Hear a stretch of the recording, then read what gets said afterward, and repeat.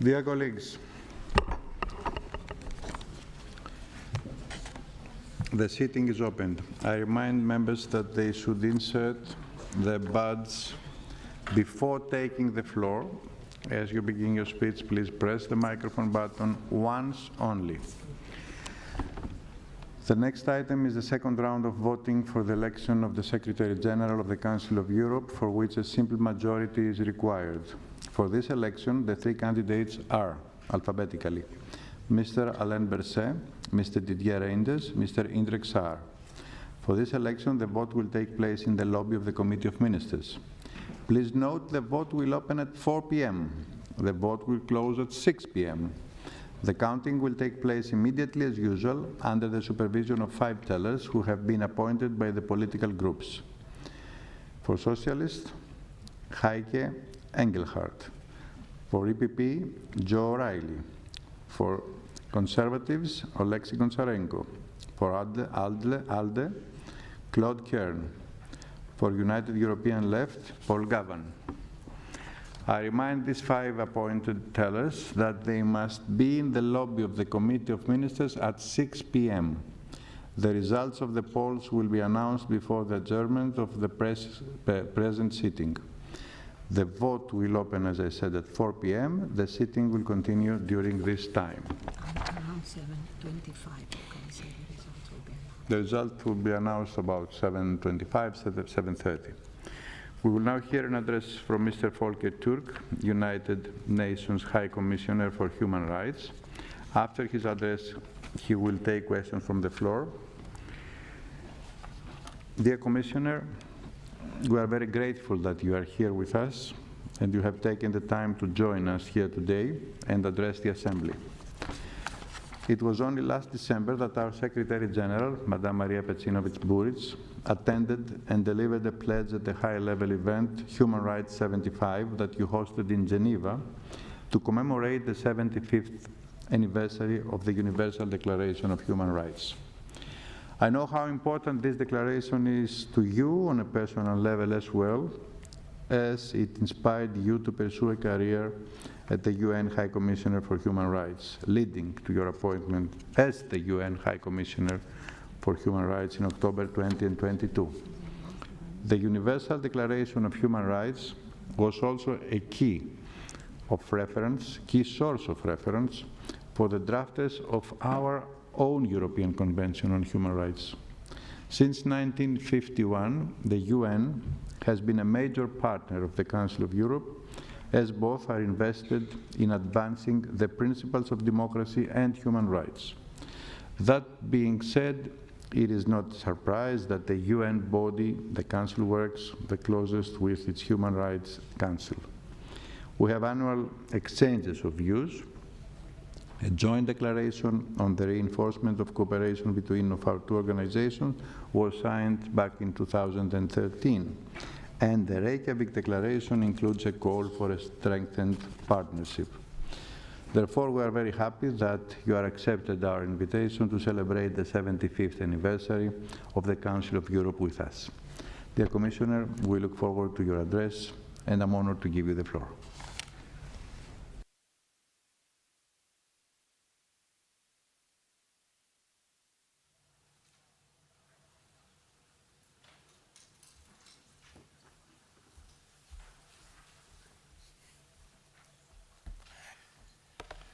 Mr. President, distinguished parliamentarians, I'm honored to address you in this historic chamber.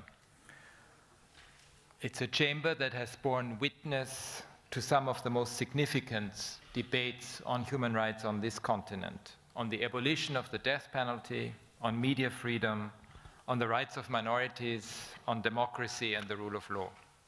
Like the United Nations, and as you have just mentioned, the idea of a Council of Europe emerged in the horrific aftermath of 2 world wars, the Holocaust, the Great Depression, and the nuclear threat. Both embody the never again sentiment with which people of my generation grew up.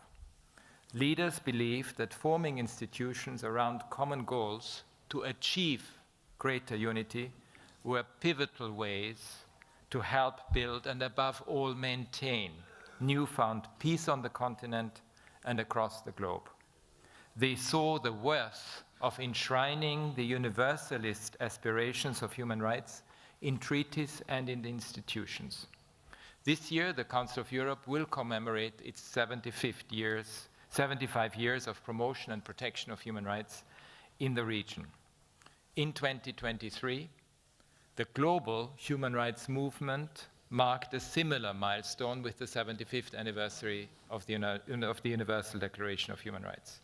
And despite the current global uncertainty and the geopolitical headwinds we are facing, the Human Rights 75 initiative last year saw a resounding recommitment to the universality, the indivisibility, and the interdependence of all human rights: civil, political, economic, social, cultural, right to development, the right to environment.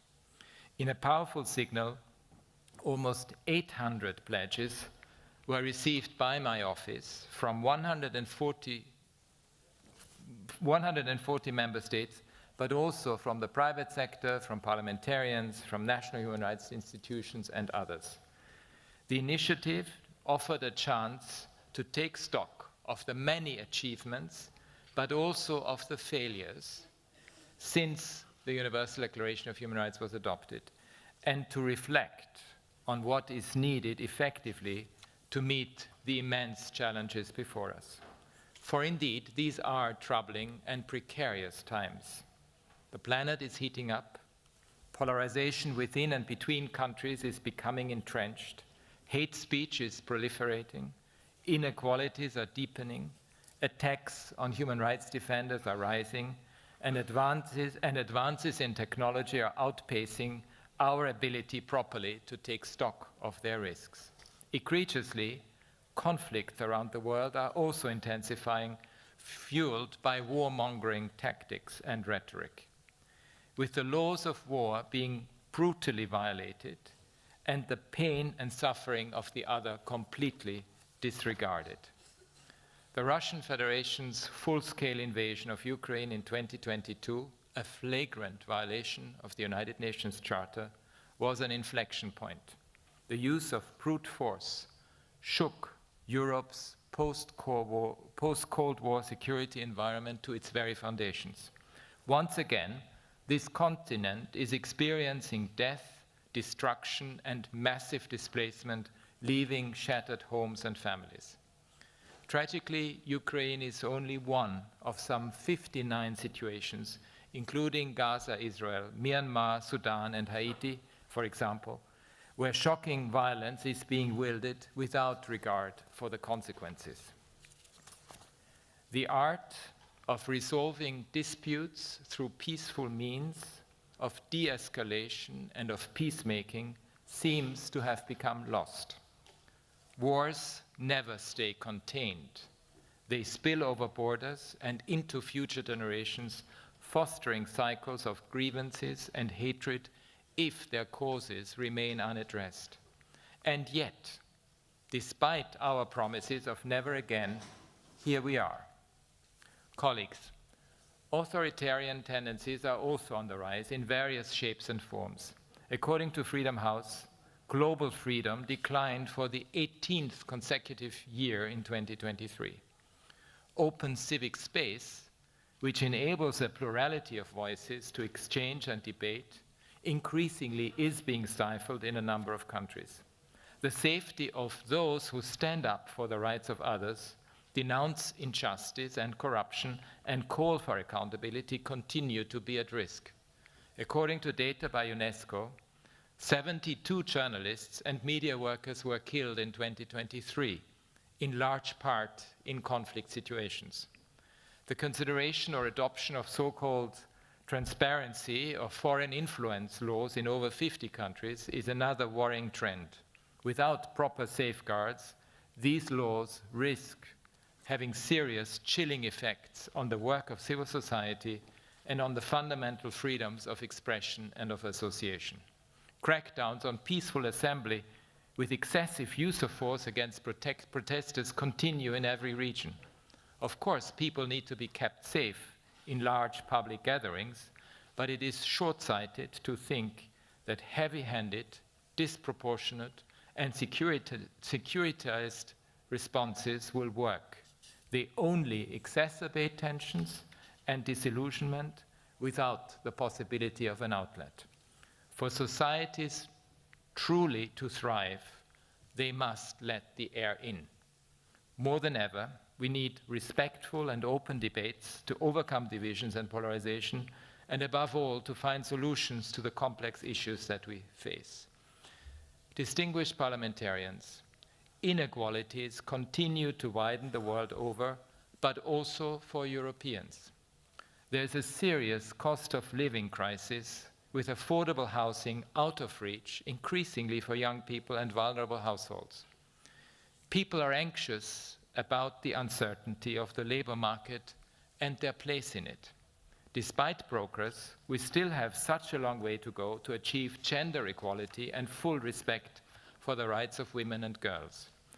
And for many people who feel unheard and left behind, we can understand that a sense of disillusionment and mistrust in political leadership and institutions creeps in.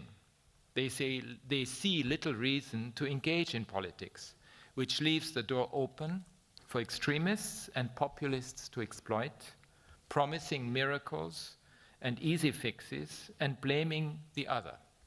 And indeed, we are seeing a surge in anti-Semitic and anti-Muslim incidents around the world, including in Europe, where anti-Semitism has a horrific history, pogroms and the Holocaust. More broadly, we are seeing hatred spewed at migrants, refugees, and minorities, including Roma and Sinti, as well as the LGBTIQ+ community, often amplified online.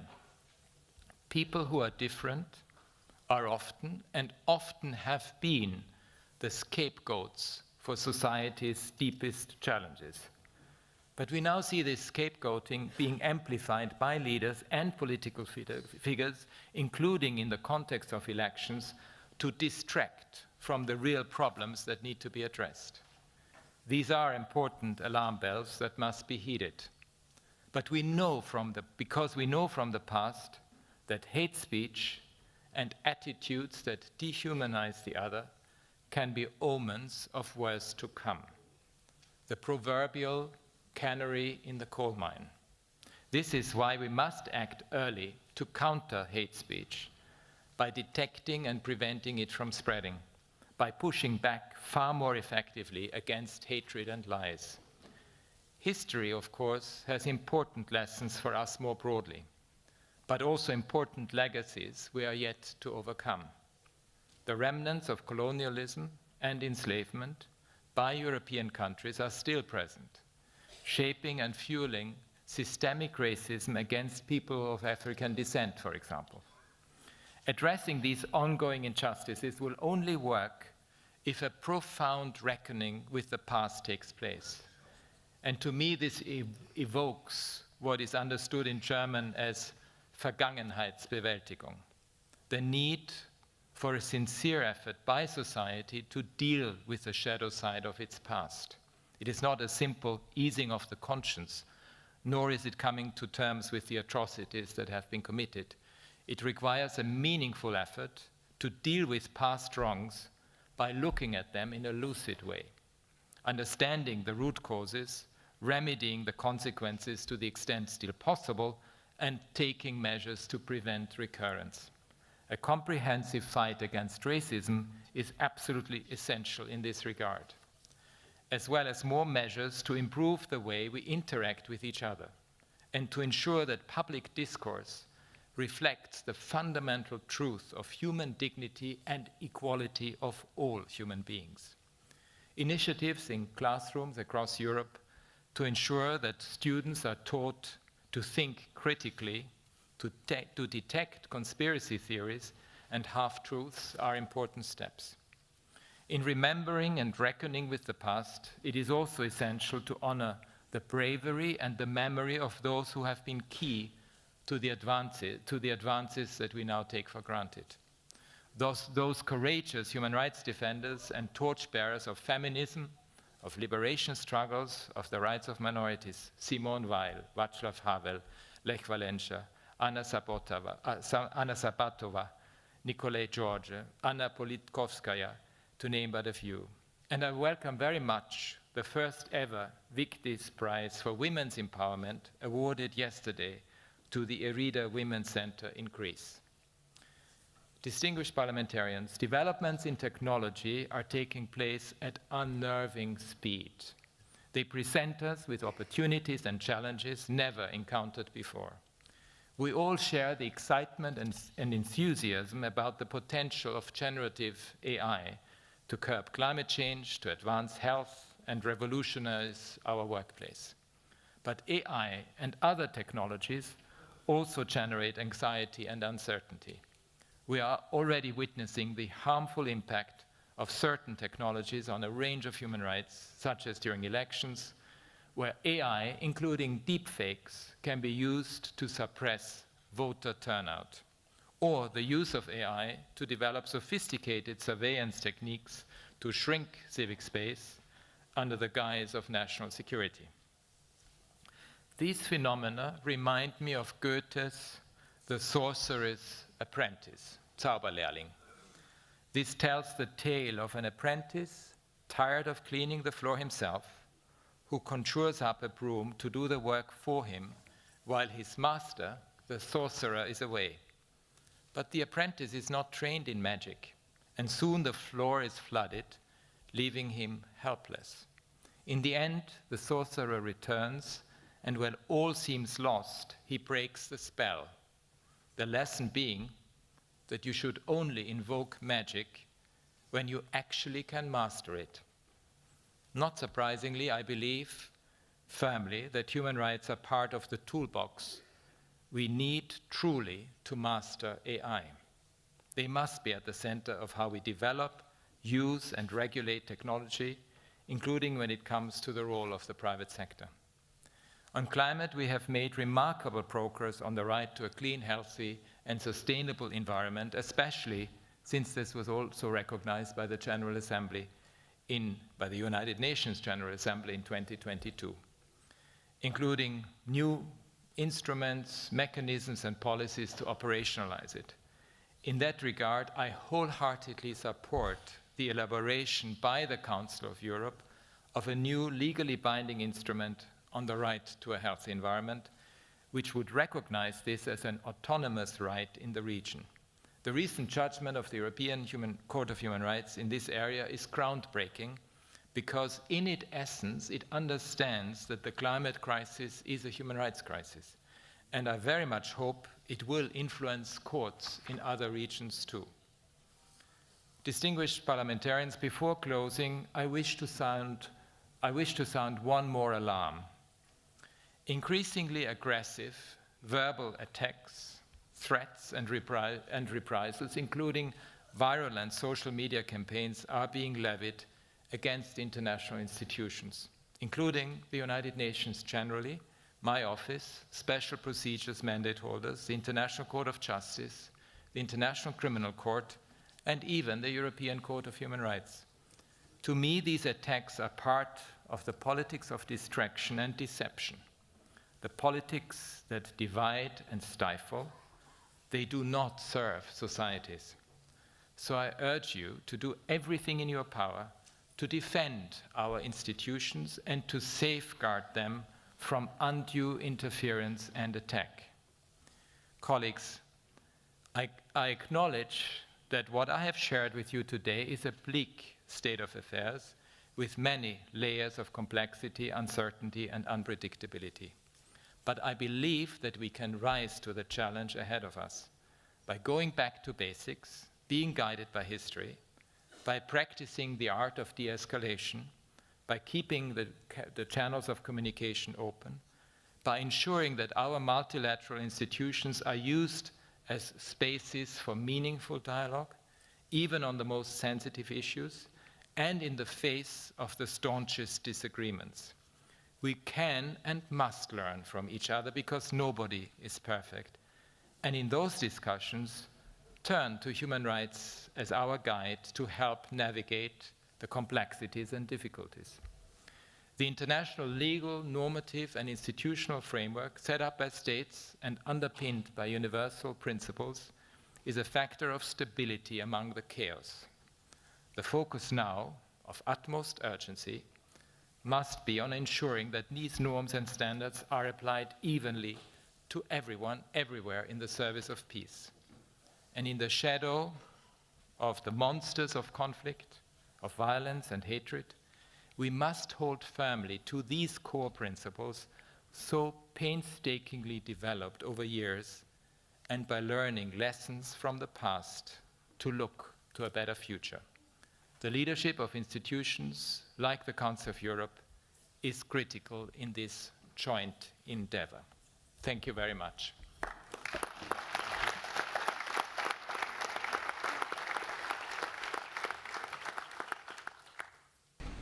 Thank you very much, Mr. Turk, for your most interesting address.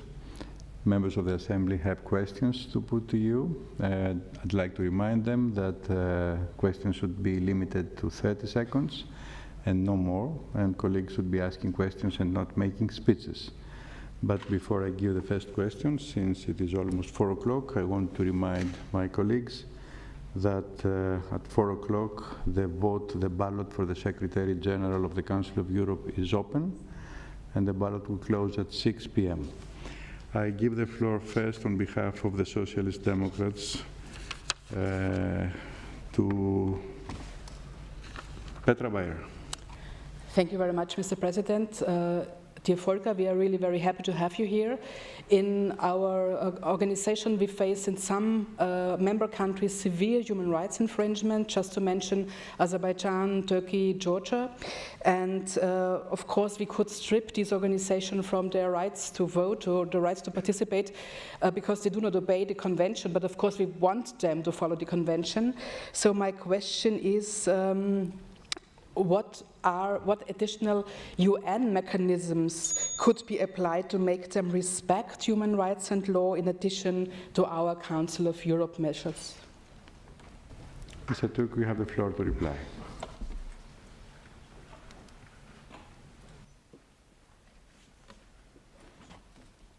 Just press the button once and wait for a few seconds.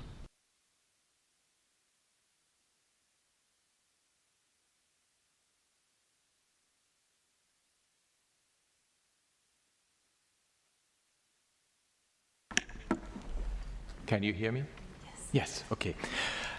First, well, thank you very much. I think it is really important to look at the complementary nature between what you are doing in the Council of Europe, especially through the different mechanisms that you have at your disposal. Of course, first and foremost, the court, but also what you're doing in the Parliamentary Assembly, through the Committee of Ministers, through the various other bodies, and to see this complementary with the human rights mechanisms. One of the most innovative solutions that was found within the United Nations was actually the Universal Periodic Review that came as a result of the creation of the Human Rights Council, which allows states to undertake a peer review among themselves to actually look critically at their performance.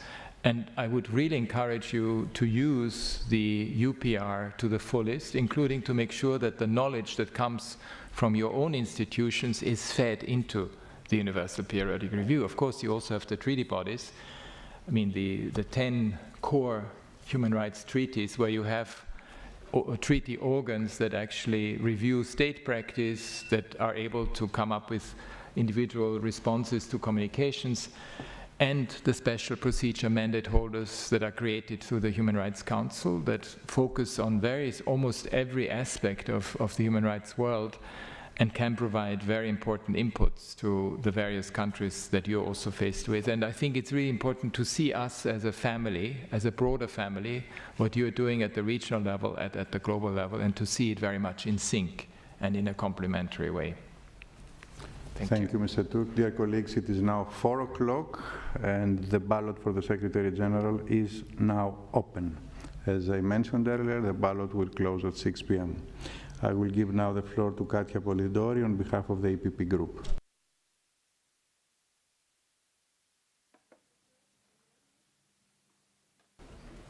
Okay, thank you, Mr. Chair. Monsieur le Commissaire, la violence. Commissioner, sexual violence used as an armor for is a serious human rights violation which must be condemned and fought. Now, the question of the work of the special representative entrusted with fighting such violence perpetrated during the war is in a significant stage in this. Now, the Istanbul Convention adopted by the Council of Europe has played a key role in guiding the efforts to protect the vulnerable. What can the international community do to punish criminals and to eliminate sexual violence, even in war zones? Mr. Turk, you have the floor. Oui, tout d'abord, merci pour cette question. First of all, thank you very much. The fact that there is violence against women and girls, above all in conflict, is indeed a scourge. A scourge. We must do everything we can to find the necessary means to face up to this. I think, as you yourself have said, it's very important that these topics appear before the Security Council, these things which occur in all contexts of war and violence, if you like, to speak out against this situation of sexual violence in situations of armed conflict and violence. But of course, it won't just stop at that. I think the Istanbul Convention, which is open to all United Nations member states as well, is very important. But we must do more and ensure more countries succeed, because you yourself said that in the Council of Europe, we plead for universal application, so we shall continue to promote that instrument. But I think the most important thing is to face up to the causes which are always anchored in patriarchal structures, structures of domination, structures of repression and misogyny. So I think we need to shed light on that, because that, without doubt, would help us to face up to this scourge. Thank you. On behalf of the European Conservatives, Armen Gevorkian. Honorable High Commissioner, one of the core obstacles in finding a fair and mutually acceptable peaceful settlement between Armenia and Azerbaijan remains the issue of repatriation of Armenian captives and prisoners of war illegally held in Azerbaijan, including the leaders of Nagorno-Karabakh.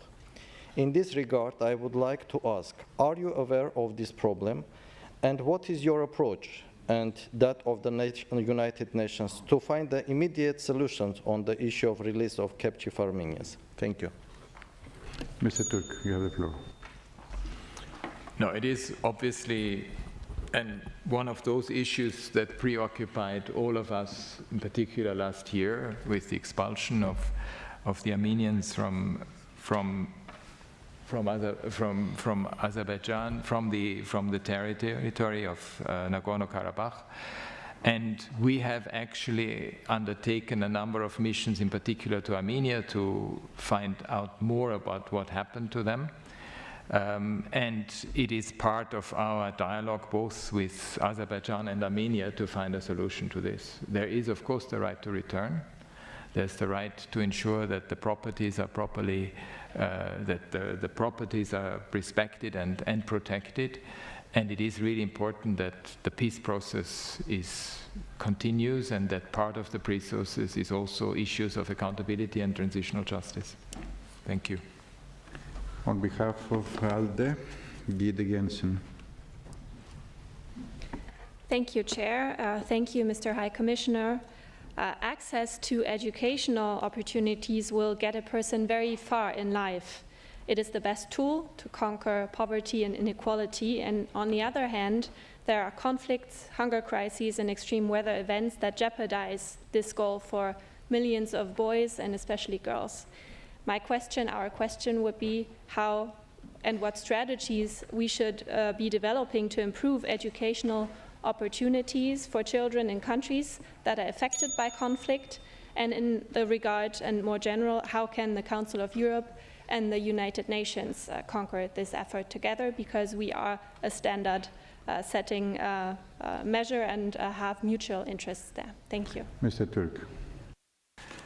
I mean, on the humanitarian side, what we have seen over the last couple of years is more focused attention on what otherwise would be a big gap in conflict and violent situations, which is access to education. And we know that in all these wars that I have mentioned, you have unfortunately generations that have lost out on education. So there is indeed a much stronger focus on it. As you know, for instance, the use of schools for military purposes is a grave violation of international humanitarian law, and it's part of the reporting that happens also to the Security Council.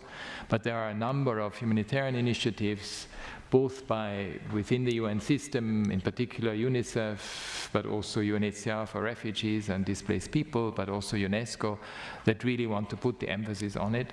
But to be honest, more generally, I think there's still a long way to go to achieve the Sustainable Development Goal of education for all, beyond primary education, to include secondary education as an obligation, but also access to tertiary education, and to ensure quality education, which means we need to have much more investment in quality education and the infrastructure around it, because very often it's seen as a sort of tick the box exercise. We really need to put the emphasis on the quality of it, because if we don't do that, we will have lost generations, and we will unfortunately also see it play out in politics, because you will have lost people interested in doing precisely what is so necessary, being engaged on the political front. Thank you. On behalf of United European Left, Nina Gassimati.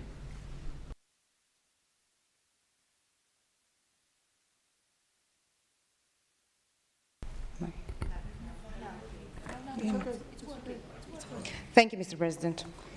Mr. UN High Commissioner for Human Rights, I welcome you as well on behalf of the European Left in the Council of Europe.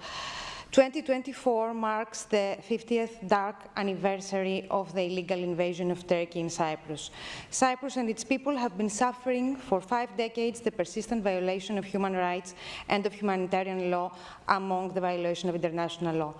In specific, the fate of almost 1,000 persons still missing. Almost 1/3 of the population of Cyprus continues to face the consequences of internal displacement.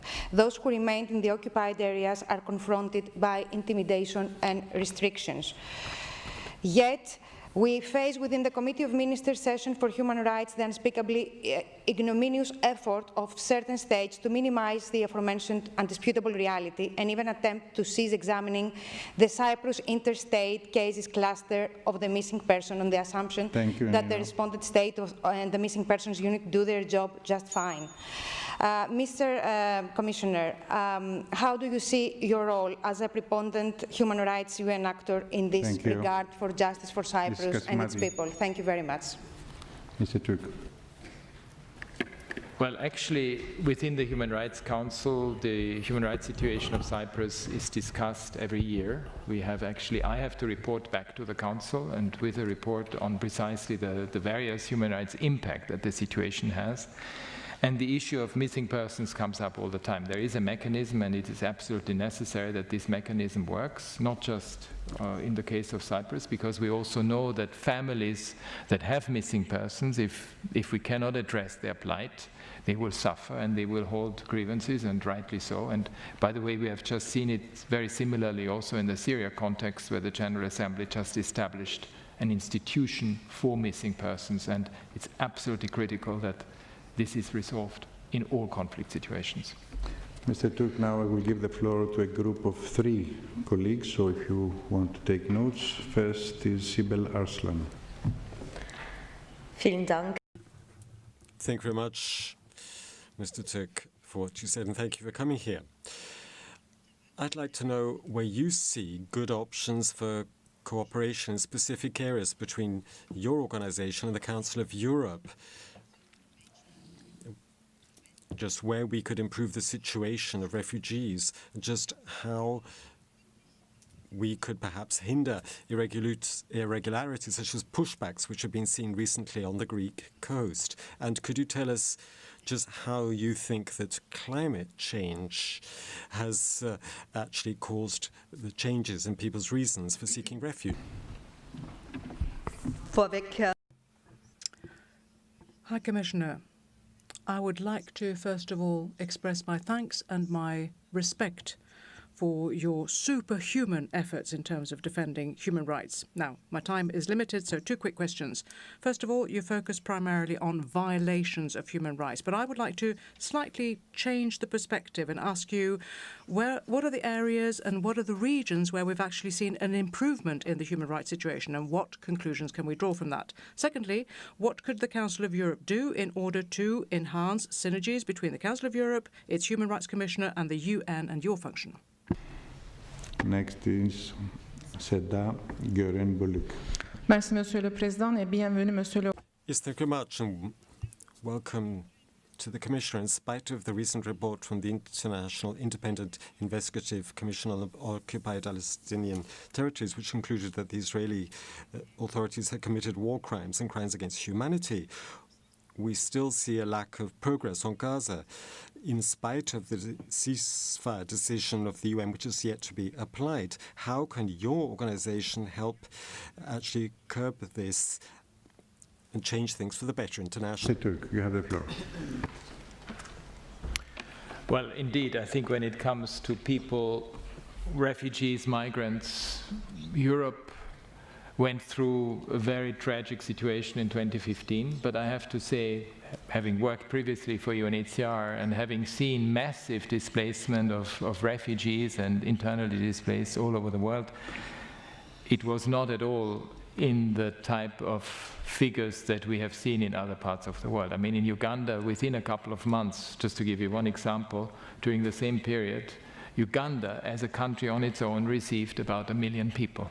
In Europe, it was 1 million people, but it was, all of the countries of the European Union with a particular burden, if you like, for those on the especially southern border and those who are in the external border. So I think the question of management of migration and refugee issues is always a question of political will, of a whole of society approach, respecting the legal obligations, respecting also the history of this continent, because let's not forget, refugee law was also born out of the history of this continent, where people were pushed back in the past and could not get protection that they needed. So I think we need a discussion that is evidence-based, that is fact-based, that is also guided by the law and by practical measures that actually deal with the challenges. And I think that's really what is absolutely important. And I think we can do it. I think we can actually achieve that. When it comes to people leaving their current situation because of climate-related events or environmental degradation, it is one of the big issues and often a driver behind conflict. Just look at some of the climate modeling that we see today, which parts of the world we know will become uninhabitable. And they are usually in the climate hotspots around the world. Somalia, we already know within 10 years, certain parts in Somalia will have over 50 degrees centigrade, which means that people are no longer able to work, to live there in a meaningful way. What does this mean? It means displacement. But I have to say, against all of the sometimes sensationalist reporting, it means primarily displacement internally. So people will try to find within their own country a safe space, and the world needs to be prepared for it. So all the climate financing and the climate adaptation funding will have to take into account potential movements within countries so that they are able to deal with it.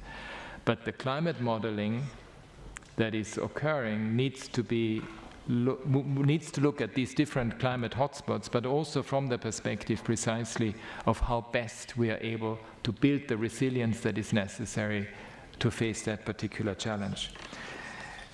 Well, you know, I just met with the Commission on the Abolition of the Death Penalty, because you were asking me, there's so much doom and gloom, where are things that are actually working? And I have to say, we have seen over the last couple of decades a real movement towards the abolition of the death penalty. And that is extremely important. We have now a much smaller group of countries that still use the death penalty. Unfortunately, they use it too much. I mean, it's, as you know, it's in Iran, it's Iraq, it's China in particular, but also in the US. I mean, not to the same extent, of course, but generally the trend is very clear. They want, the trend is towards the abolition.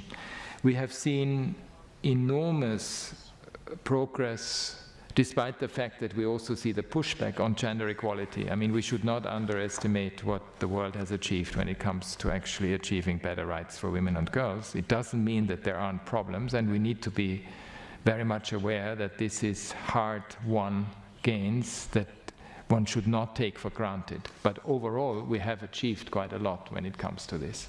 But it's still a work in progress. And we have also seen, and that gives me a lot of encouragement, especially among young people, human rights are some of their top issues. It's often climate change, but it's also basic ideas of fairness, of justice, of equality that actually guides what they're doing. So there is a lot to be hoped for also for how we deal with human rights in the future. And Council of Europe and the UN, I mean, it's good that we have this strategic dialogue with the different institutions between especially the human rights mechanisms and the system and ourselves. And there is a lot of potential of working together. I mean, you just adopted a convention on artificial intelligence, for example. It's something that we obviously also want to look at from a global perspective, and we can certainly learn from this, but vice versa, some of the big issues of how we deal with the big issues of food security, climate change, and so forth are also dealt with at the UN level that will obviously have an influence here in the discussions that you have at the Council of Europe. And I think we just need to make sure that we are strategically aligned, that we act in solidarity with each other, and that we reinforce our work, because we are trying to do the good thing for this world, and it's important to make sure that we have the synergies that precisely help us to move ahead on that. Look, on the situation that you have mentioned, that you have referred to, Gaza, it's an unmitigated tragedy. You will have seen a lot of reporting by my office in relation to what is happening. There are very clear Security Council decisions now, but also provisional measures that the International Court of Justice has adopted. And it is really high time for the parties to the conflict to implement the decisions that were taken.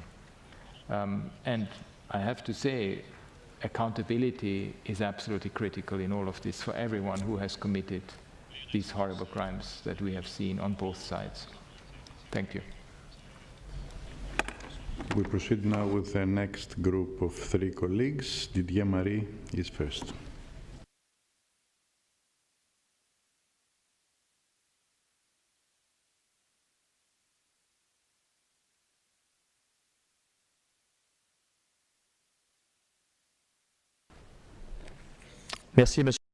Thank you, President. Mr. High Commissioner, against the background of increasing populism of the extreme right in Europe, we can see that migration is being politically instrumentalized in order to undermine the rights of asylum seekers. This disregards the Geneva Convention and the ECHR. What do you think about this, and what analysis do you make of measures adopted by some states which are tending to move asylum processing abroad to third countries, and not always secure countries, for that matter? Thank you. Alexei Goncharenko is next.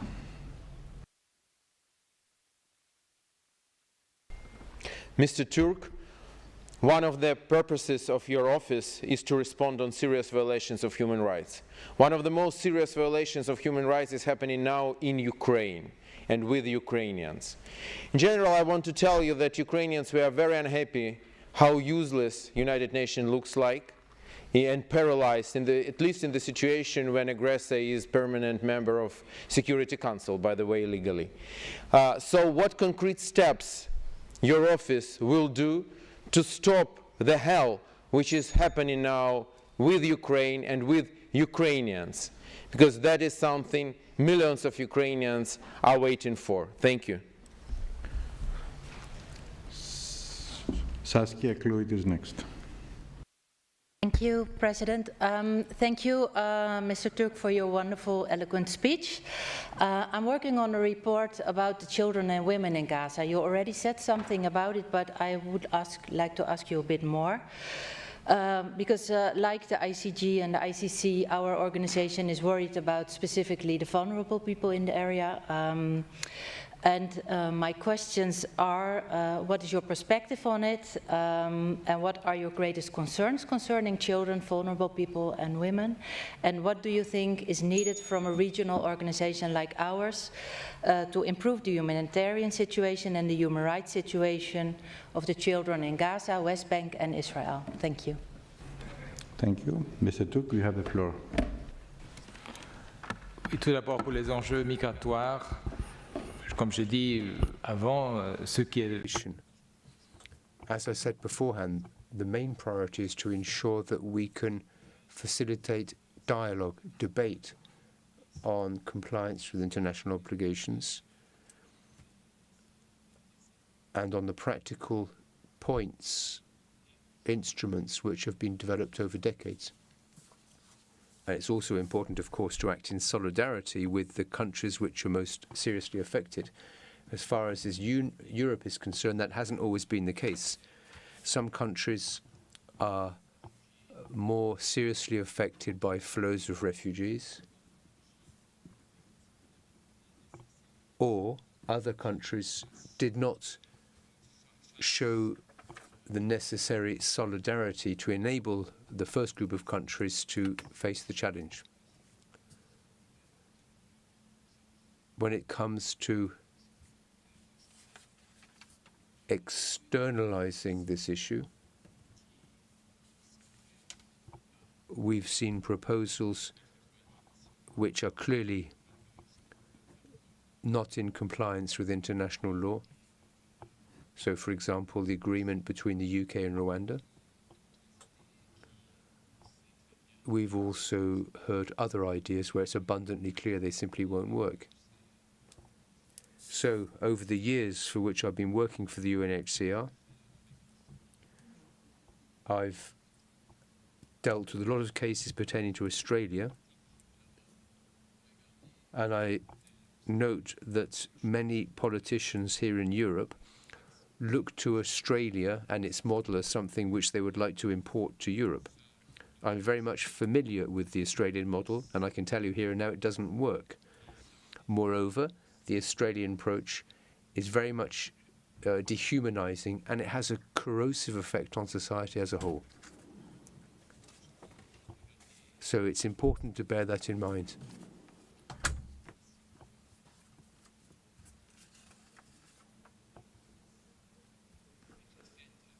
So we have to look at the facts.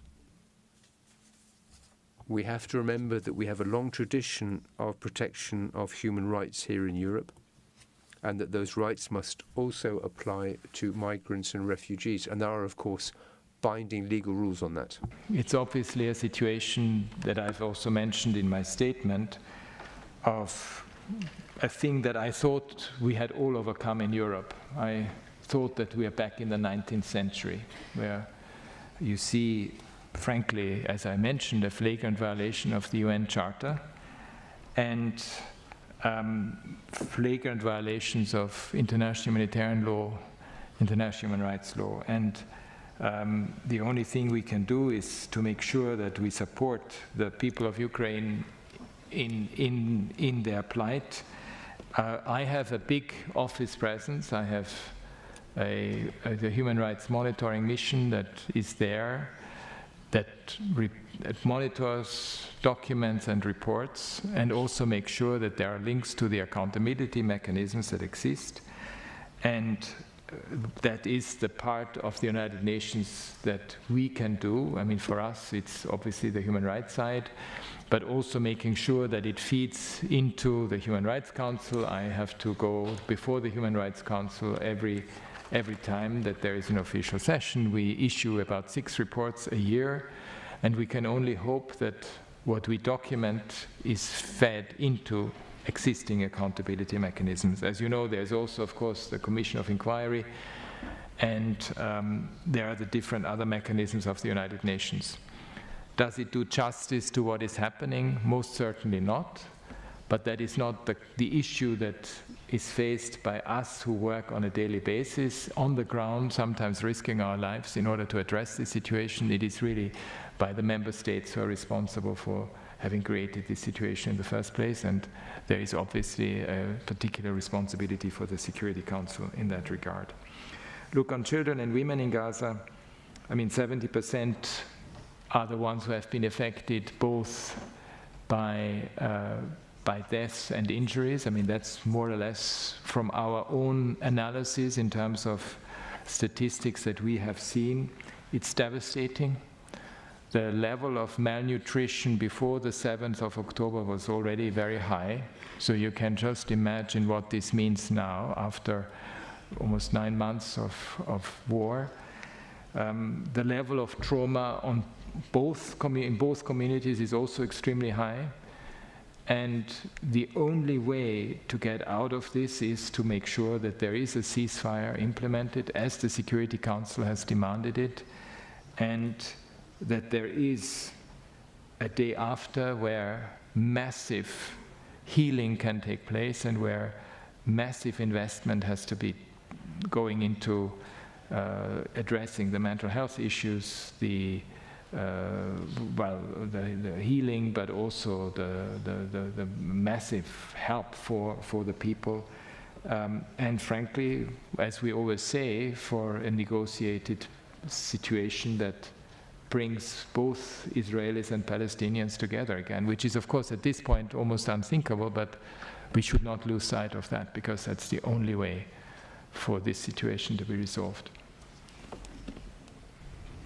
Dear colleagues, we have only 2 minutes left, but I will try to give the floor to 3 more colleagues if they keep the time limit, and I will kindly ask Mr. Turk to briefly answer. So, Hananka Juhas is next. Dear High Commissioner, the concept of national minorities in the context of the United Nations and other international organizations are ongoing for decades. However, a working definition for ethnically, religious and linguistic minorities has not been accepted yet. Having regard the 32nd anniversary of the United Nations Declarations on the Persons Belonging to National Minorities, what is your position as a High Commissioner to prospect and the development of the definition of national minorities? Thank you very much indeed. Thank you. Sune Eversdottir. Thank you, President. Dear High Commissioner, there are many of us mandate holders that hold a torch for the betterment of human rights, democracy, and the rule of law.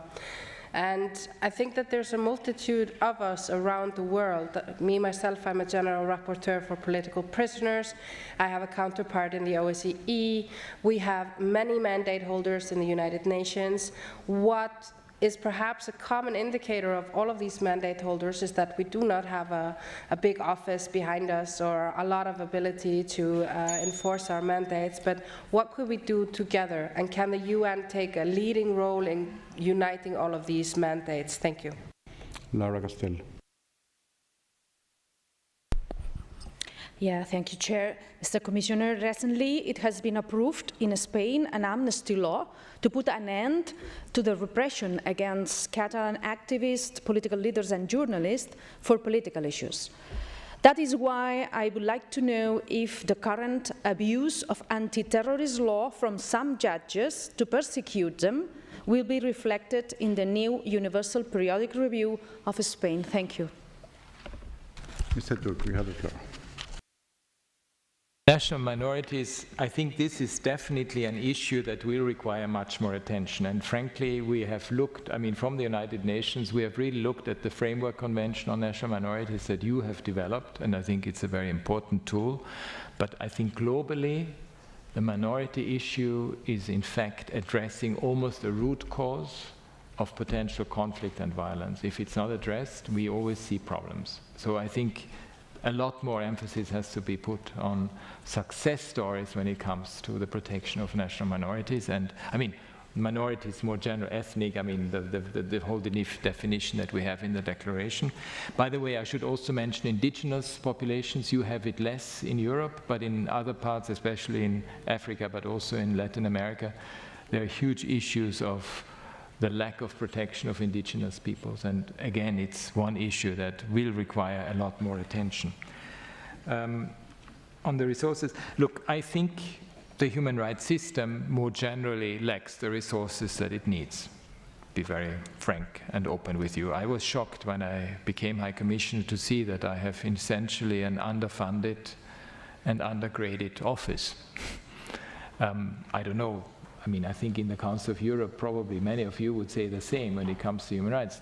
I think we need to make sure that the political leadership and those who have the key to the finance ministries actually realize that investment in human rights is actually an investment in prevention, in making sure that we can actually have some more success stories, and in fundamental social transformations that are so absolutely critical for our world.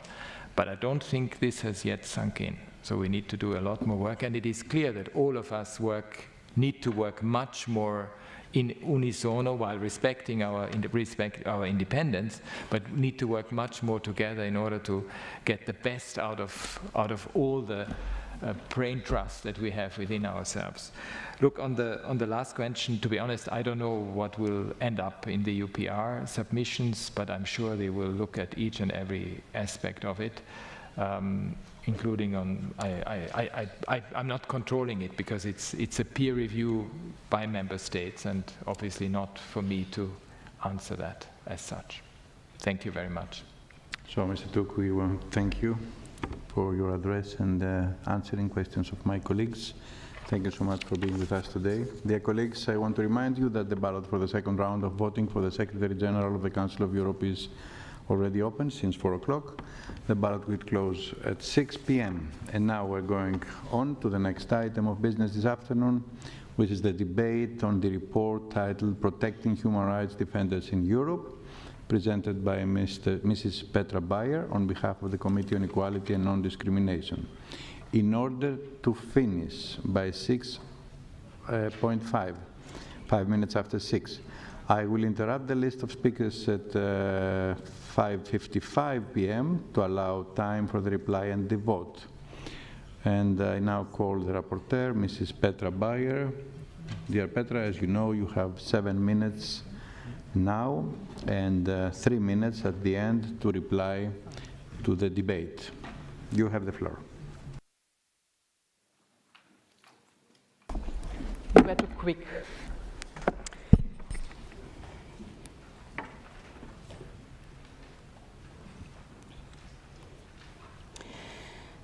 Don't dare to speak out, as I know where your kids go to school. Don't dare to disturb the natural order. We know where you live and we will come and rape you. Don't dare to spread your crazy ideas, you silly, ugly, useless creature. Threats against women human rights defenders differ from ordinary threats against other individuals or groups who act in a peaceful and legal way to promote and protect human rights. The threats against women human rights defenders target their families, they are sexualized, they question competences, they criticize appearance, they humiliate human beings, female human beings. The rise of populism and misogyny made it necessary to work on this very first report addressing women human rights defenders only, in particular. In the report, I especially focus on 4 different groups of women human rights defenders. The first one, who mainly address women human rights themselves, often combined with sexual and reproductive rights. The second group is these human rights defenders who never have planned to become human rights defenders because their families, their beloved, their husbands are imprisoned, are under threat, are disappeared, and they fight against an undemocratic regime. The third group is are women human rights defenders who protect the environment and the right of people to live in a healthy environment. Many more women as men, by the way. And last but not least, these brave women who defend women's very, very fundamental rights, like the right for education, participation in social and economic life, and the sheer appearance in public, like in Afghanistan and in Iran and elsewhere. And many of them were forced to flee their countries seeking refuge in Europe. Anti-gender movements and undemocratic regimes and their law enforcement institutions, but also private armies of some big polluters see them as a threat because they challenge the so-called traditional vision of women in society. They be afraid that their power could be questioned or that their dirty business as usual could be disturbed. Women human rights defenders are routinely silenced and denied access to policy-making spaces. Attacks against women's rights are in general the very first attacks against human rights and against democratic structures. The aim of such attacks is to undermine the work of women human rights defenders and ultimately to silence them and send signals to other potential activists saying, no, don't dare, or otherwise it will happen to you too. To come to these 4 groups, and starting with sexual and reproductive rights in particular, they are under pressure in countries like Poland, Turkey, Hungary, and even after a political change like in Poland, it's not easy to really change all the issues that and all the demands of women which they have, like the access to sexuality education or contraceptives or self-determination. Women human rights defenders are among those who made the political change in Poland possible, and I totally understand that they are impatient and want to see quicker changes. I want to thank the Polish delegation who hosted my visit to their country and for all the interesting talks and insights I had with government representatives, with parliamentarians, with human rights representatives, civil society representatives, and many of this information fed into this report we have here today. The second group, in Russia, in Belarus, in Turkey, we have the situation that many women were forced in the role of women human rights defenders as their beloved ones are unlawfully imprisoned. We all met here in this assembly or in the other with Yevgenia Karamurza, with Svetlana Tikhanovskaya, Yulia Navalnaya and others, and we listened to their stories. We know about their struggles against regimes that ignore rule of law and democratic principles. Not only these women themselves need protection, but it also must be extended to their networks and families, because suppressive regimes often deliberately target the families, colleagues, and friends to silence the human rights defenders themselves. The next group, women human rights defenders, focusing on the protection of environmental rights and on the environmental itself. And we have examples here in Europe, for instance, from Bosnia and Herzegovina, where the women there report about special forces attacking peaceful activities, police insults using sexually loaded language, tearing their clothes, and even physically injure more than half of the women who were resisting them. We also see that as environmental human rights defenders cannot be challenged on facts, opponents often attack them on their look or appearance or infantilize them. And last but not least, this group of women human rights defenders who are stripped of all their social, political and economic rights by the Taliban in Afghanistan or the Iranian Revolution Guards. Those who resist face detention, torture and even death. We also know about the increasing number of suicides of women from Afghanistan and Iran are for sure refugees under the Geneva Conventions. Thousands of Afghan women and girls who left their country for Pakistan are sent back to Afghanistan. Very few made it to Europe. Access to humanitarian visa, swift asylum procedures, and access to education is key to protect them and provide individual perspectives. We should amend the Rome Statute, I suggest, and add the crime of gender apartheid, as exactly this is happening in these countries. To conclude, investigation and prosecution of persons who intimidate, pressure, threat, and attack women human rights defenders must be ensured. I call member states to repeal laws, policies, and practices affecting women human rights defenders. There can be no impunity for any form of violence against women in all their diversity. Threats and harassment against women human rights defenders must be prevented, investigated, and sanctioned, and we must support their work and create an enabling environment. We must dare. We must be clear and straightforward. We must protect those who enforce human rights, women human rights. We must dare.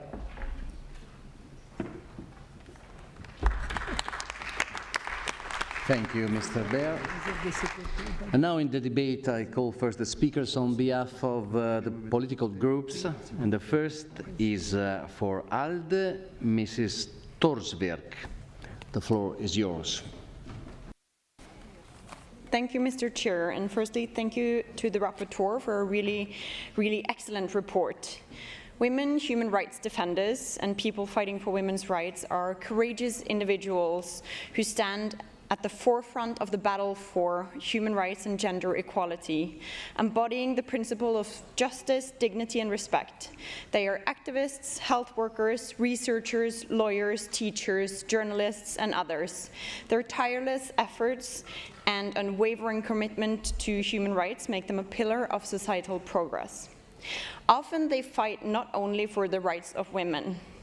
When women are given the opportunity to influence legislative processes, policy, and decision-making, we see that the rights of other marginalized groups are often included and enhanced. In the current global context, with a troubling backlash of women's rights many places, included in Europe, women human rights defenders face unprecedented challenges. They are subjected to gender-specific violence, both online and offline, including public shaming, doxing, sexual slurs. The violence is not only a direct attack on their personhood, but also a strategic attempt to undermine their credibility and silence them. In order to protect the right of freedom of speech, it is of utmost importance that we do not allow these women to be silenced. The Parliamentary Assembly must unequivocally express its support for these human rights defenders, and ALDE calls upon the member states of the Council of Europe to take decisive action. We must repeal laws, policies, and practices that unduly restrict the activities of these women human rights defenders. Member states need to sign, ratify, and implement the Istanbul Convention. We need policies that ensure the safety of women human rights defenders, and we need to ensure that perpetrators of violence against them face justice. I am very pleased to see that the report addresses the specific and often extra challenges that trans women, queer women, ethnic or cultural minorities, and people with disabilities meet. We need to address this topic, and we need to be aware of the intersectional dimension of it. I also want to recognize the female human rights defenders of the Global South, which during the pandemic got their work has become increasingly difficult. For it is not the top lawmakers, but it's the grassroots activists for peace and human rights who lay the foundation upon which laws and policies are made. These are people that work tirelessly for peace and for the advancements of women's and women's rights, who continue their work in spite of endless hardship and challenges. Giving women a greater say in society is a tremendous stabilizing and democratizing factor, and it is imperative for the advancement of human rights in general. As Vigdis Finnbogadottir said, if the world can be saved, it will be by women. Thank you very much. And now, on behalf of Unify European Left, Mr. Uneland, the floor is yours. Thank you, Chair, and thank you to the rapporteur for her important work. Brave women all over Europe are spearheading the fight for equality, justice, and human dignity. The work is essential, not just for women, but for the health and progress of our societies. Women human rights defenders face numerous challenges, often at great personal risk.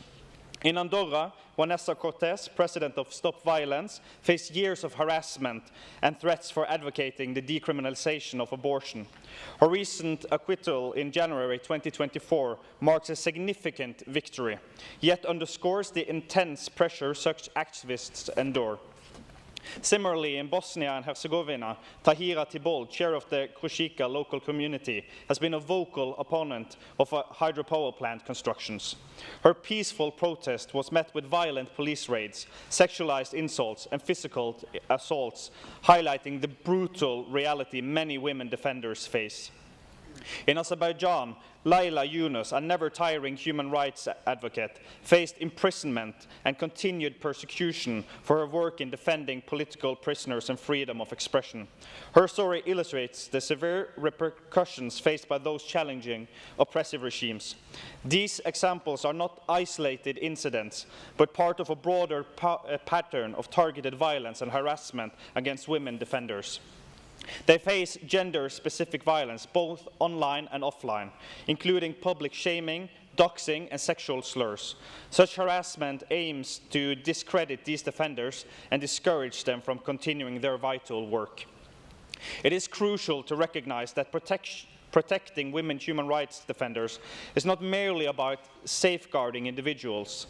It is about upholding the very principle of democracy, human rights, and equality. When these defenders are silenced, entire community loses their voices.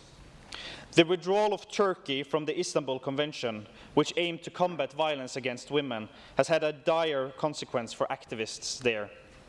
The legal and social attacks on the We Will Stop Femicide platform exemplify the backlash against those fighting for women's rights. Supporting women human rights defenders requires concerted action from all levels of society. Governments must repeal laws and policies that restrict their activities and ensures that perpetrators of violence against them are held accountable. Public recognition of their work is equally important, as it provides legitimacy and moral support, inspiring others to join the cause. Let us remember that the fight for human rights is ongoing, and that women human rights defenders are crucial in that struggle. By protecting them, we are not only defending their rights, but also promoting a more just and equitable world for all. Thank you. Thank you very much. And now, on behalf of the Socialist Group, Mrs. Engelhard, the floor is yours. Thank you, Mr. President, chers collègues. This week we are meeting for the first time since the 9th of June European elections. Its results have greatly affected us because they demonstrate that in huge parts of Europe, right-wing and extreme right-wing parties have become more influential. As human rights defenders in our political work, this is something that's of great concern to us, and therefore it's particularly important to demonstrate solidarity for those who defend our democratic values on a daily basis. This important report by Ms. Bayer sets out very clearly that any democratic progress depends on the courage of human rights defenders. The status quo of human and women's rights is a benchmark for the situation of democracy. At the same time, the report clearly shows what the risks and threats are to which people are exposed if they defend human rights. I'm thinking of equal rights and empowerment of women, queer people, and other vulnerable groups. Women, as human rights defenders, are faced with online harassment, threats, intimidation, denigration, and even physical violence. In recent years, what has become ever clearer is that the right-wing ideology has chosen an enemy which we hadn't noticed sufficiently, that is to say, women and feminism. In Germany, this has been demonstrated by increasing threats against women in public life, but also in 2019, for instance, when there was a right-wing extremist attack in Halle. On that occasion, a 27-year-old killed 2 men. He had planned an anti-Semitic attack on a synagogue, and prior to this, he had broadcast his motivation in a video which drew on right-wing extremism. He said that feminism was being targeted by the political elites in order to reduce the birth rate in Europe and therefore to cause the need for migration. Feminism and empowerment of women is presented as something dangerous by the extreme right-wingers. Intersectional feminism defends the following. It defends change in society, pluralism, equality of the sexes, and the rights of women and queer people. And these things are being repressed. These are values which are at the heart of what we do here in the Council of Europe. But they don't correspond to right-wing ideology, extreme right-wing ideology. And we cannot allow women who defend women's rights and human rights here in Europe to suffer structural discrimination, to be threatened, or not to be properly protected by current laws. The Istanbul Convention and our various instruments have provided the necessary foundations to protect women as activists. Our democracy must protect those who seek to protect the democracy itself. Let's do this together and move further along this path. Thank you. Thank you very much. Now, on behalf of EPP, Mr. Georgios Stamatis, the floor is yours.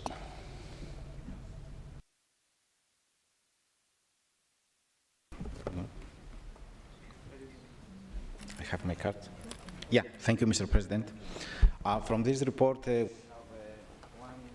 for one more excellent work from Equality and Non-Discrimination Committee, and one excellent job from Mrs. Bayer about the defenders of human rights. In this case, all in this report we are defenders of human rights. So, women human rights defenders play a pivotal role in defending of democracy and rule of law and promoting accountability and respect for international human rights standards. They are people of all genders who work in a peaceful manner to promote human rights and rights related to gender equality on equal basis with men. Women human rights defenders have been at forefront of social movements, social changes that have benefited everyone fighting for peace, equality, social justice, and social inclusion. In the current political condition, which there are backlash against human rights, women human rights defenders are often targeted with particular forms of intersectional discrimination and violence. Women human rights defenders may be subject to physical and psychological abuse, public shaming, hate speech, online and offline threats. Special attention should be drawn to female defenders who are facing specific challenges, additional obstacles, and multiple discrimination on the grounds of gender. Furthermore, human rights defenders who belong to a vulnerable social group such as defenders with a disability, asylum seekers, transgender people, and Roma, and particularly targeted in their work. Every functioning democracy has to ensure the fundamental human rights to women human rights defenders, such as freedom of speech and expression, freedom of assembly, and freedom of association. By adopting this report, we make a significant stand to ensure to women human rights defenders an inclusive society, free of violence, traditional stereotypes, and discrimination. Our main goal is to create a safe and enabling environment for all women human rights defenders, protecting them from all attacks and threats. In this regard, the report calls on the Member States to ratify and implement the Istanbul Convention, implement to the United Nations Declaration on Human Rights Defenders, ensure the implementation of the judgments of the European Court of Human Rights, Polish laws and policies that restrict the activity of women human rights defenders amending the criminal laws in order to include discrimination on the ground of sexual orientation, gender and identity, and sex characteristics in all fields. The report also asks from Member States to ensure that national human rights action plans, including specific provision on women human rights defenders, and recognize the crucial role of human rights defenders in consolidation and advancement of our inclusive society, and provide them with transparency, particularly from their work. Recognize this, the significant effect of education and training. The report recommends to the Member States to provide training for police officers, judges, and other professions on the role of human rights defenders. In this light of this evidence, on behalf of the European People's Party, I call you to support this report because it contributes to building a more inclusive society with equality and dignity. Thank you. Thank you very much. And now, on behalf of European Conservatives, Mrs. Nicole Ocht, the floor is yours. Vielen Dank, Herr Präsident, werte Kollegen, meine sehr verehrten Damen und Herren. Vielen Dank für die vorliegende Initiative. Wir sind der felsenfesten Meinung, dass Menschen, die Menschenrechte verteidigen, unseren Schutz verdient haben, und zwar unabhängig davon, ob es sich um Männer oder Frauen oder Diverse handelt. Alles, was weiblichen Verteidigern der Menschenrechte widerfährt, was Sie genannt haben an Beispielen, ist widerlich und beängstigend. Und es ist nicht weniger widerlich oder beängstigend, wenn es männliche oder diverse Verteidiger von Menschenrechten betrifft. Ich denke, die beschriebene Gräuel sollte unter keinen Umständen in keinem Land Normalität sein. Es geht den Berichterstattern dieses Berichts aber auch um Pro-Choice-Aktivisten, die sich der Promotion des angeblichen weiblichen Menschenrechts auf sogenannte reproduktive Gesundheit verschrieben haben. Diese fühlen sich gestört durch sogenannte Pro-Life-Aktivisten, die für das Lebensrecht und die Würde der ungeborenen Kinder eintreten. Beide Gruppen vertreten die Würde des Menschen und Menschenrechte. Und wer schon einmal bei einem Marsch für das Leben war, weiß, wer in dieser Gesellschaft in Europa von der Polizei geschützt werden muss vor den anderen. In einer Demokratie aber müssen beide Positionen möglich sein. Menschenrechte und Human dignity is not something which can be praised enough. They must be both praised and defended. But women, or left-wing people who often fight for the right to abortion, require as much protection as those who claim to defend life. People who call for diversity and rainbow politics deserve the same protection as people who protect families. We, as people committed to human rights, shouldn't fall into the mistake of treating people with different standards. Women in Afghanistan and Iran require support when they try to struggle against a patriarchal society, while at the same time we allow hundreds of thousands of the people from that society to come to Europe, and we are then required to show tolerance for these people. I underline my support for all people around the world who fight for human rights, with the proviso that everybody must be treated equally. Men and women have equal rights. Human dignity is inviolable once it's left the womb. Of course, we have to strike a balance, and we have to ensure that all member states be reminded of these principles. Thank you. Thank you very much. Now, the floor goes to Mrs. Zita Gurmai. The floor, no, maybe she's not here. Oh, that means I might do. So the floor goes to Mrs. Katia Polidori. The floor is yours.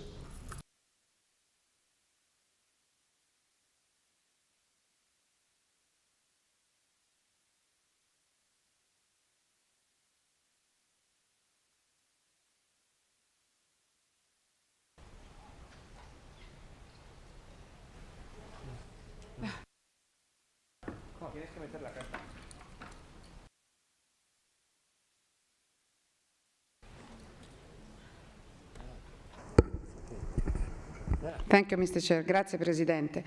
Thank you, President. I'd like to start by thanking our colleague Petra for her important report. We are tackling a topic today which is as difficult as it is sensitive. We need these women. We need these courageous women who defend the rights of other women. We cannot give up on their ability to mediate and we cannot give up on their courage nor their ability to help other women out. But at the same time, we are not in a position to protect these women properly. Women who are showing courage, going against social stereotypes, going against traditions, entrenched traditions, and also going against very strong patriarchal stereotypes. They have challenged these things, and they have sought to address a difficult social context. And therefore, I would like to underline how important it is to protect them. These women are persecuted, they are imprisoned, they are mistreated, they are humiliated, and they are unable to live normal lives. These are women who live in the shadows. Very often they have to escape from their countries, they have to change names, they are obliged often to change their names, to move on often. They can't find any work because officially they're not in a position to do it. These are women who are forced to take their children with them around the world, very often under a false identity. These women I would call servants of humanity. They are militants. Theirs is a secret civil service that they provide, and therefore we should be in a position to defend these women who are defending these rights. We should be able to defend them in their work, and in my view, there is one single thing that we can do. We must make them legitimate. It is only via legitimation of their work that we will be able to do something. We must recognize them as if they were providing a service to society. And to be absolutely clear and practical, we could think of providing support for these women who've had to run away from their families, and protection should also require a practical act. We must publicly defend them, and we must consider that this is a matter of defending their freedom, because their freedom means the freedom of the rights that they defend and the freedom of the rights of so many other women in the world. Thank you, President. Thank you, Mrs. Polidori. Goes to Mrs. Monica Dunay. The floor is yours.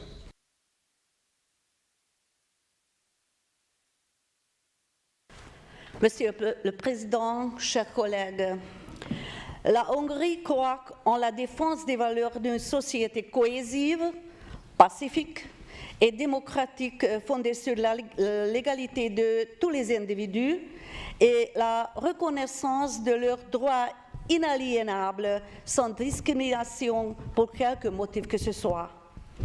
C'est pourquoi la mise en œuvre de l'égalité de traitement et la promotion de l'égalité des chances sont de la plus haute importance pour la Hongrie.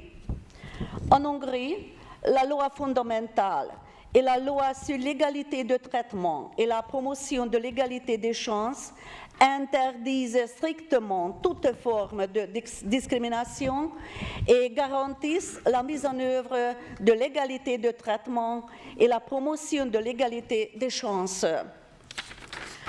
Le droit des femmes à la non-discrimination et à l'égalité est également garanti par la loi fondamentale de la Hongrie.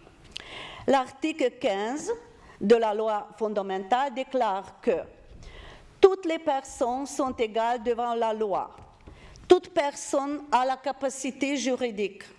La Hongrie garantit les droits fondamentaux à chacun sans discrimination fondée sur la race, la couleur, le sexe, le handicap, la langue, la religion, l'opinion politique ou toute autre opinion, l'origine ethnique ou sociale, la fortune, la naissance ou toute autre circonstance.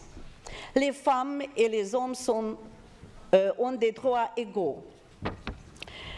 Chers collègues, conformément à la loi fondamentale, toutes les formes de discrimination sont interdites en Hongrie. La loi de 125 de 2003 applique des réglementations complètes et fournit généralement une protection plus étendue que la législation européenne actuelle, de sorte que la protection juridique contre la discrimination en Hongrie est complète et conforme à la législation européenne et aux exigences internationales. Merci de votre attention. Thank you very much. Now the floor goes to Mrs. Ovchinnikova. The floor is yours. Thank you very much. Dear Mr. President, dear Madam Chair of the Committee, dear Madam Rapporteur, dear colleagues. It's a privilege to address this estimate assembly on the crucial topic of protect women human rights defenders in Europe.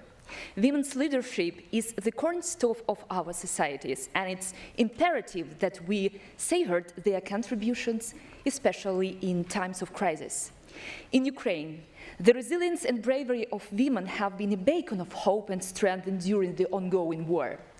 Women lead humanitarian and social assistance efforts, from paramedics saving lives on the front lines to snipers defending our sovereignty. Women have shown unparalleled courage. So, by the way, Ukraine has one of the highest rates of women in the armed forces among the world's armies, including NATO armies, and implements all necessary changes to combat inequality, gender stereotype, or discrimination. Alexandra Matvichuk is distinguished human rights lawyer and Nobel Peace Prize laureate, epitomizes the spirit of women in the fight for international justice. Her relentless advocacy for human rights and documenting war crimes since 2014, even in the face of immense danger, it's a testament to the power of women's leadership. She reminds us that protecting human rights defenders is not just a legal obligation, but a moral imperative. The war has also highlighted the indiscernible role of women in protecting children. Their efforts have been crucial in mitigating the war impact on the most vulnerable members of our society.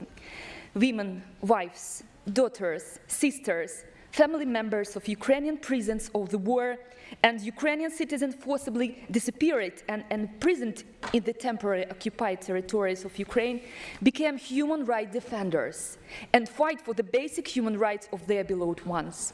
Ukrainian women, along with their counterparts across Europe, played a pivotal role in the decision of expel Russia following its full-scale invasion in Ukraine.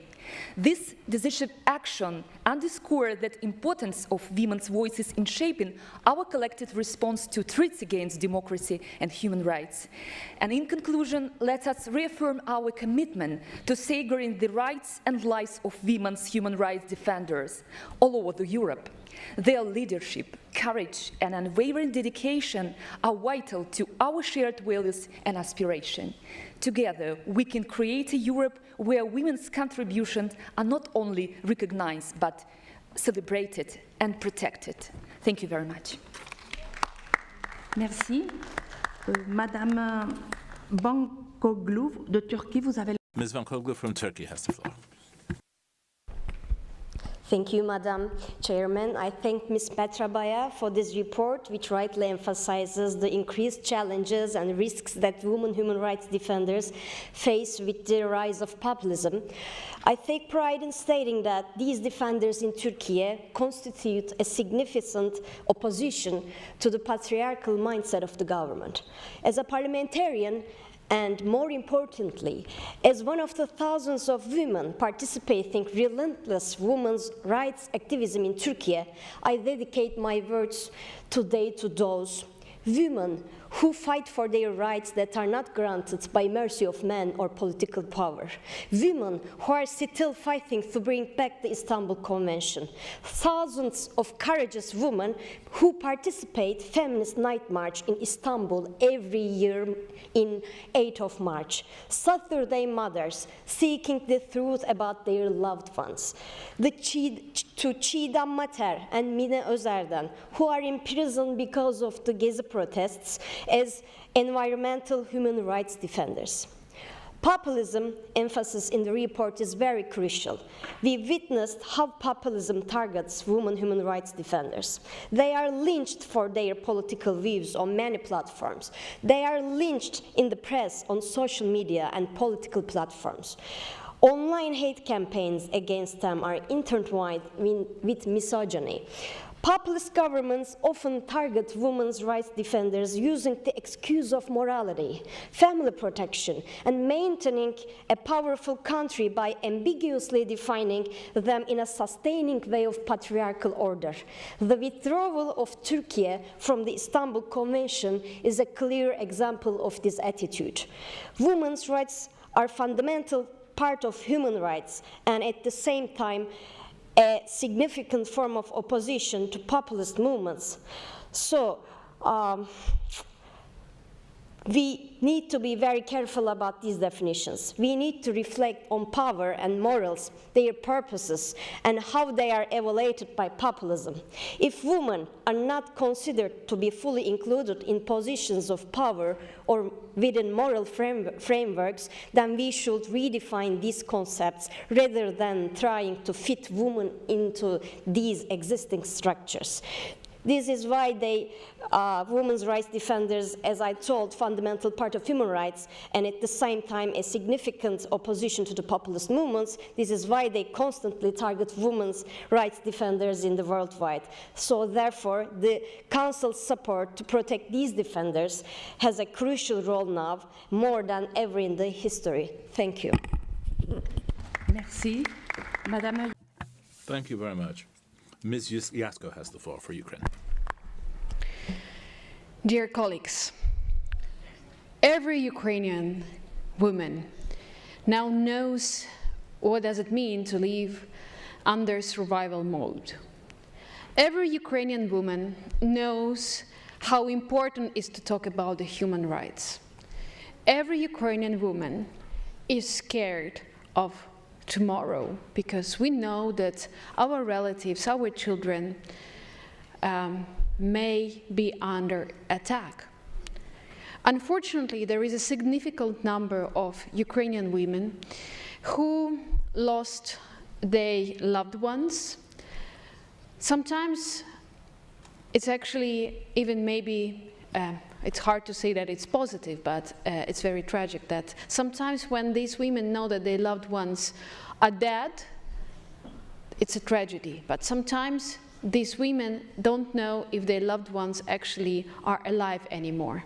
And now I'm talking about the war prisoners, about many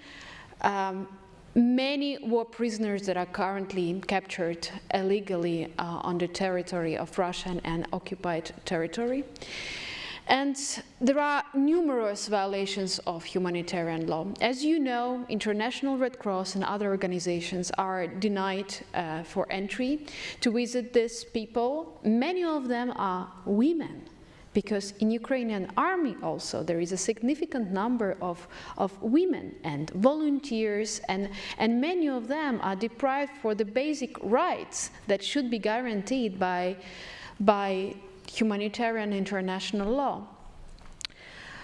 When we talk about the human rights defenders of women, of course we know that many women are suffering around the globe. And I was recently speaking at Oslo Freedom Forum, where I met incredible women who were imprisoned in Iran, in Latin American countries, and all of them share of terrible, absolutely inhuman behavior that they had when they were under such conditions. I urge this assembly that we pay special attention on how the rights of these female human rights defenders are defended. Yes, currently we are in a very hard stage because we know that we don't have many tools. But if we manage to force to have more political negotiations on release of war prisoners, women, children, with separate groups, I believe that it's possible to have more progress. I'm wishing good luck to all of us and the reporter on this question. Thank you. Merci. Thank you. Ms. Göke from Turkey, you have the floor, madam. Dear President and dear colleagues, the subject matter of this report is very important, and I'm glad that we are debating how to protect women human rights defenders in Europe. While I don't agree with all of the points the rapporteur has made, especially the allegations regarding Turkey, I will try to add to this discussion. Protecting women human rights defenders is protecting and promoting women at all walks and levels of life. It was us, the AK Party governments, who eradicated the military tutelage in Turkish politics and, by implementing reforms, transformed Turkey through a silent revolution. Over the past 2 decades, Turkey has embarked on a transformative journey aimed at empowering women in all aspects of society.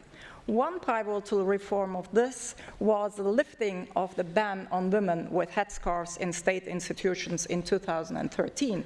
This significant step towards inclusivity and democracy symbolized our dedication to removing barriers that hinder women's participation in public life. You see me here among you as one of the women who have fought for the right to be elected. In 2004, constitutional amendments set the principle of equality between women and men and mandated the state to uphold this equality. Moreover, Turkey has made eradicating violence against women a top priority.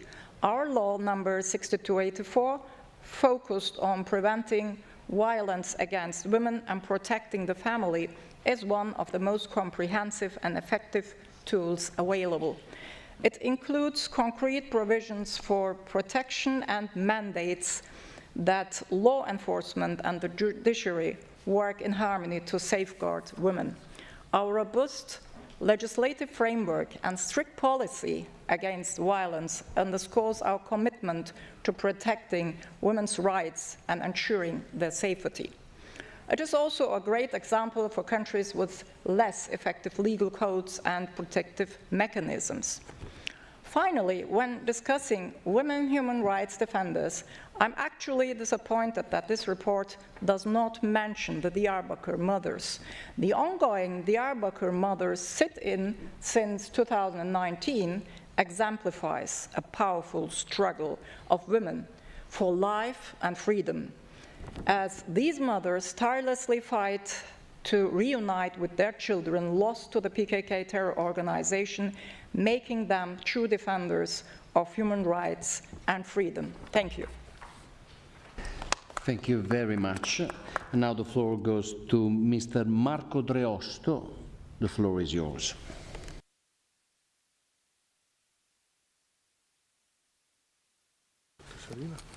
Sorry.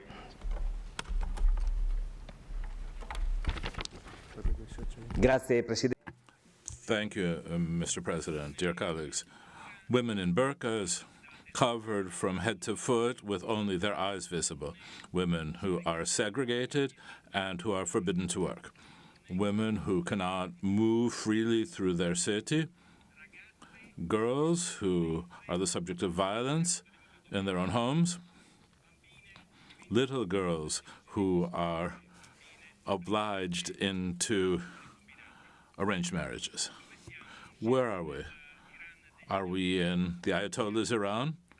Are we in Kabul under the Taliban? No.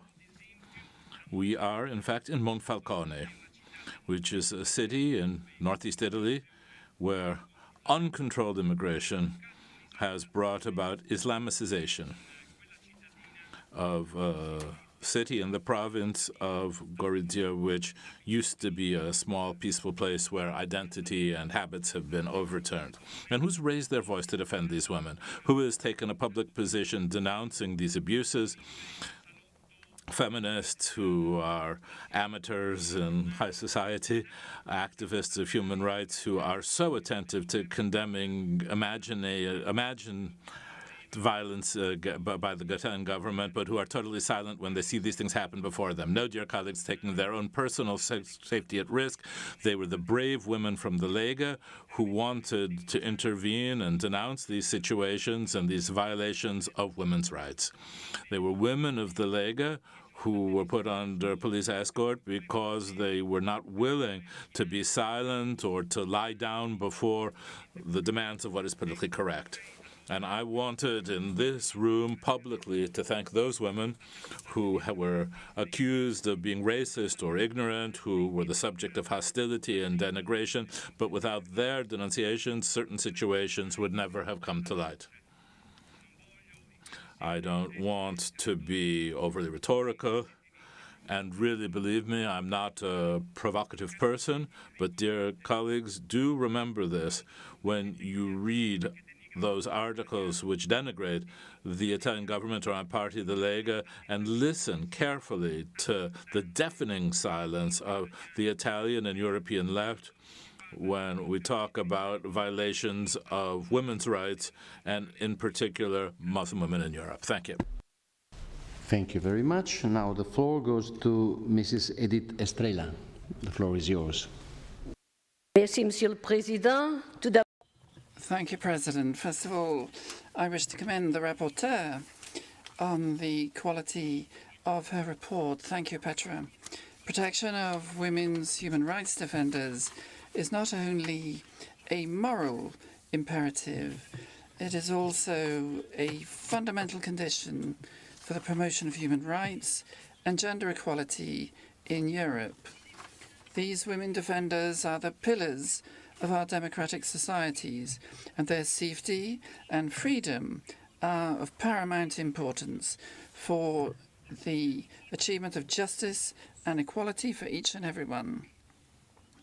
At a time when we are witnessing a disturbing reaction against women's rights worldwide, women's human rights defenders are facing unprecedented challenges. These defenders, in all their diversity, are subjected to sexist violence, online and offline. They undergo public humiliation, unauthorized disclosure of their personal data, and appalling sexual insults. The interfaceted nature of their experience very often compounds the discrimination to which they are subjected, making their battle all the more difficult and grueling.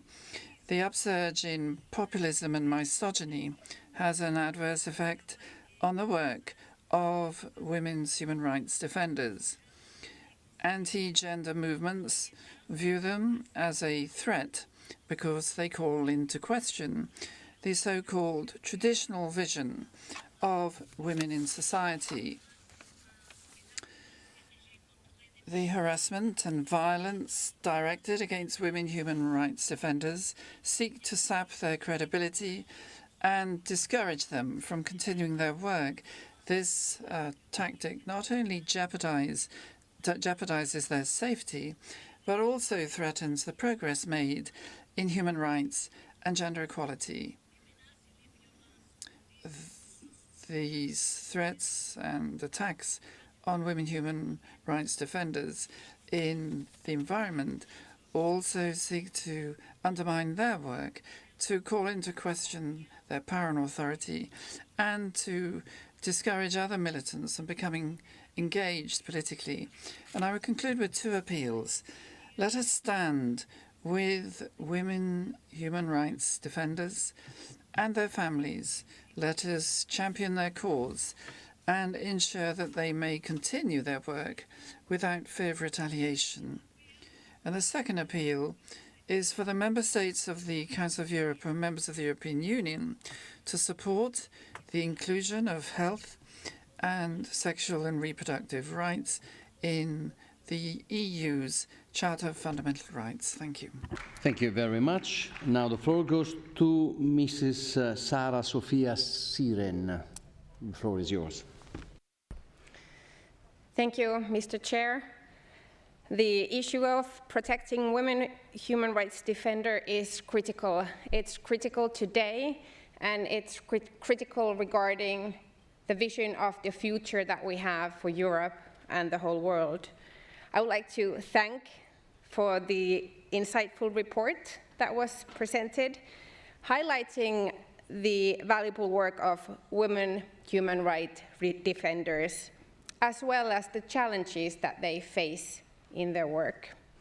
Women human rights defenders play a crucial role in promoting and protecting human rights, including the rights of women and LGBTI individuals.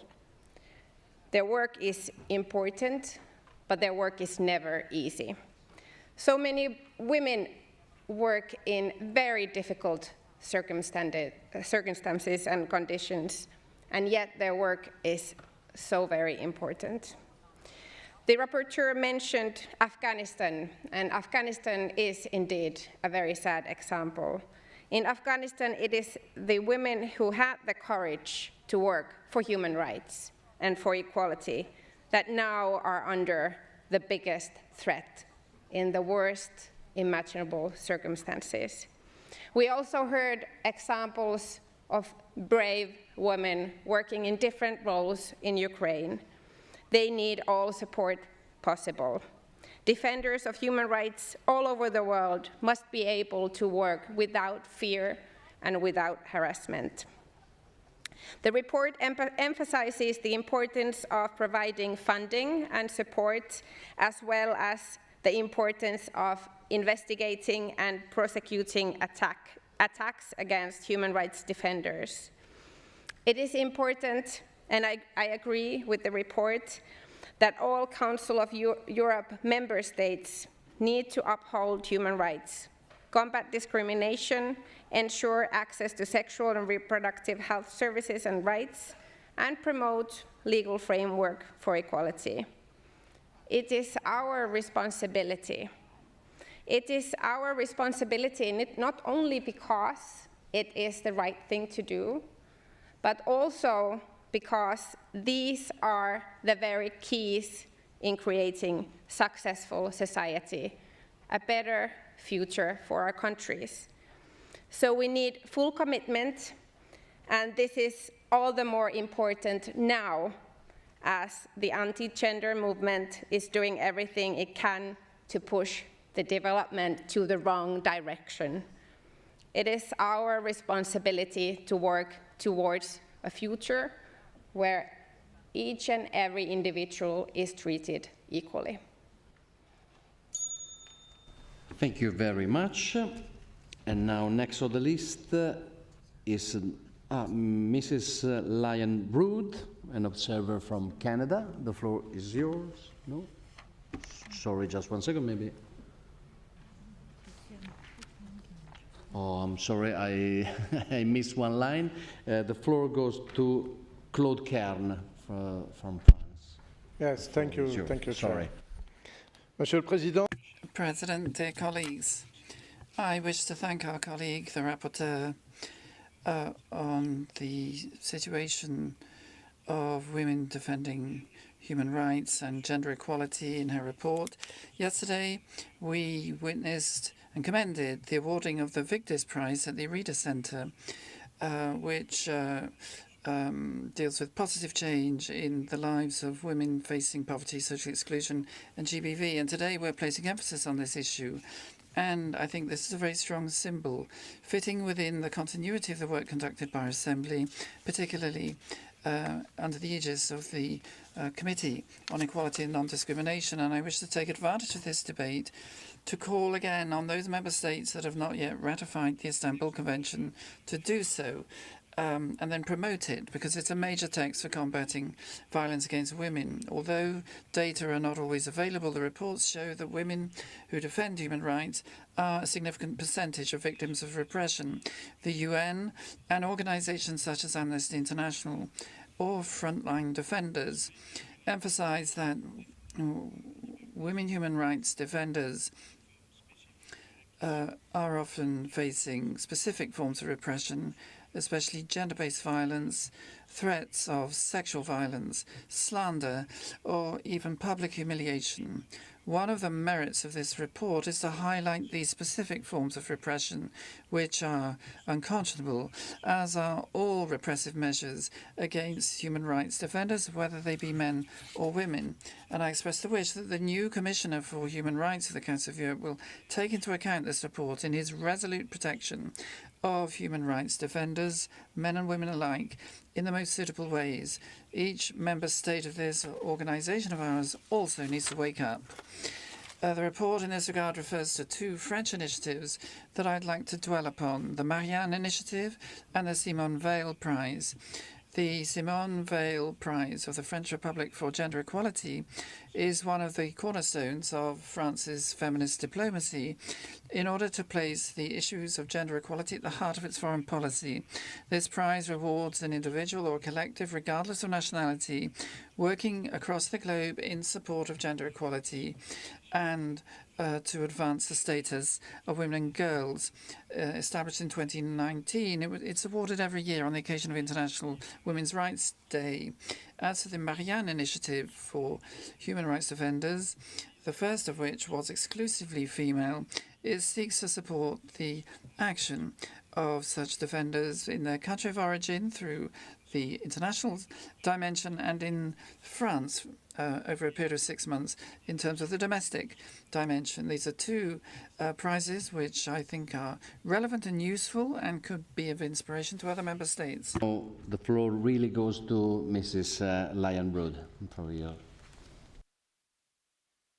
Thank you. Honourable colleagues, I would first like to extend my gratitude to the rapporteur for this comprehensive and thorough report.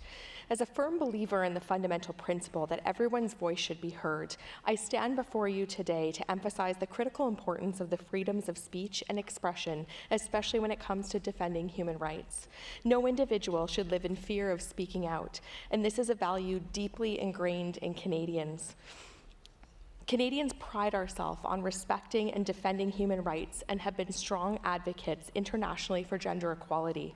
But we cannot succeed alone. The endeavor requires amplifying each other's voices as we come together to promote this cause.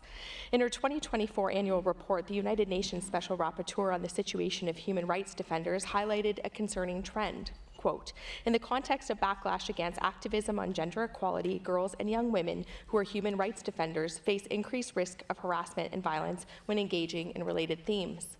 Rapporteur Baer echoed these findings, noted that persons, quote, persons defending women's rights and gender equality are disproportionately affected by restrictions and attacks against civic space.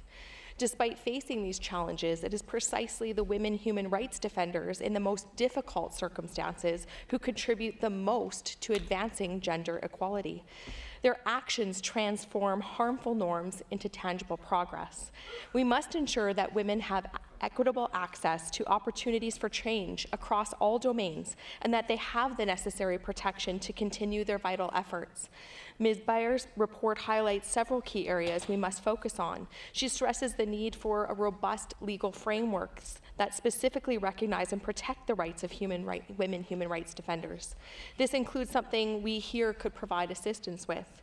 That is the implementation of international human rights treaties and the development of national laws that provide comprehensive protections against violence, threats, and harassment. She also notes that governments should develop and implement gender equality policies that support the work of women human rights defenders in a way that ensures that they have the necessary resources and institutional support, especially providing security and protection mechanisms. We need to recognize forms of discrimination that these women may face, such as those based on gender, race, ethnicity, or sexual orientation.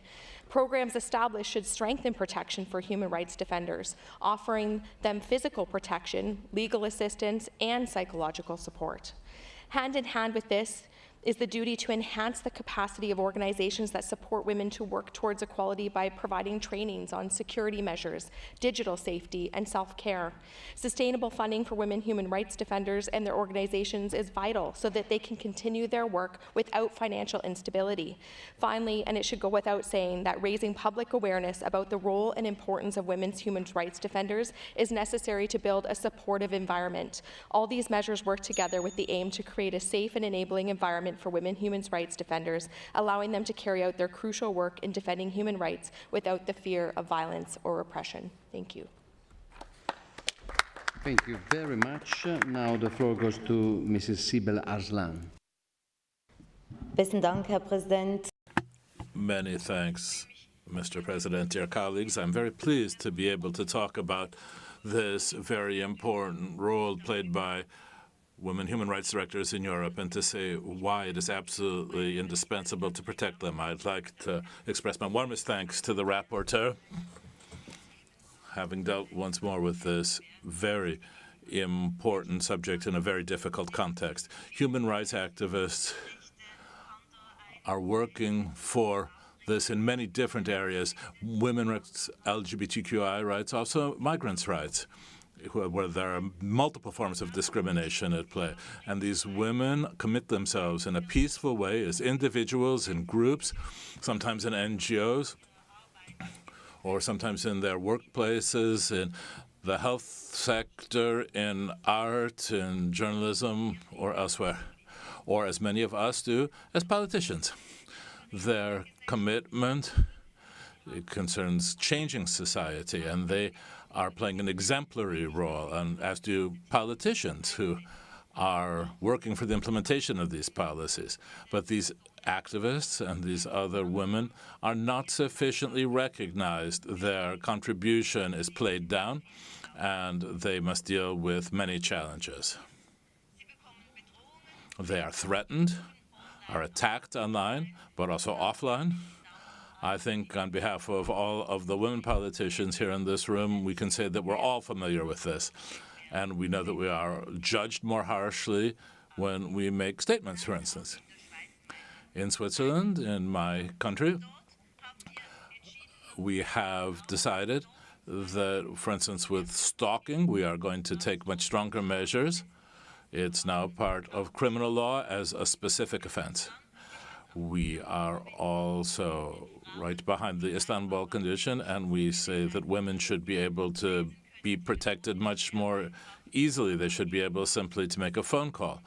And they should also, of course, be protected from multiple forms of discrimination. We have dealt with this in our criminal law, and we've said that children and women should also be protected appropriately and not simply left to fall back on this old patriarchal system when dealing with sexuality or sexual assaults. And for this reason, it's very important for us to have these recommendations made by our rapporteur saying that member states of the Council of Europe should take up these recommendations and take necessary measures to deal with the work done by their activists and their human rights defenders so as to apply the Istanbul Convention and taking the appropriate penal measures for this protection to take place. Let us take these measures together to make sure that the voices of these courageous women are heard and that their very important work for human rights be properly supported. Thank you very much. Now, next on the list is Mr. Markus Wichel. The floor is yours.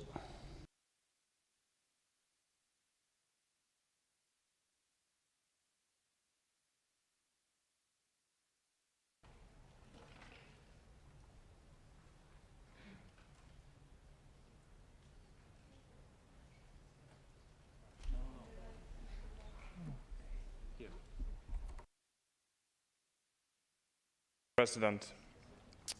When I read the wide-ranging report by our esteemed rapporteur, Mrs. Bauer, on the protection of women human rights defenders, my thoughts wandered on two essential figures of our present time: Mrs. Svetlana Tikhanovskaya of Belarus and Mrs. Yulia Navalny of Russia. And of course, how can I not mention such historical figures as the young black woman Rosa Parks, who in the year 1955 refused to give up her whites-only seat in an Alabama bus, and who thereby set in motion the entire US civil rights movement.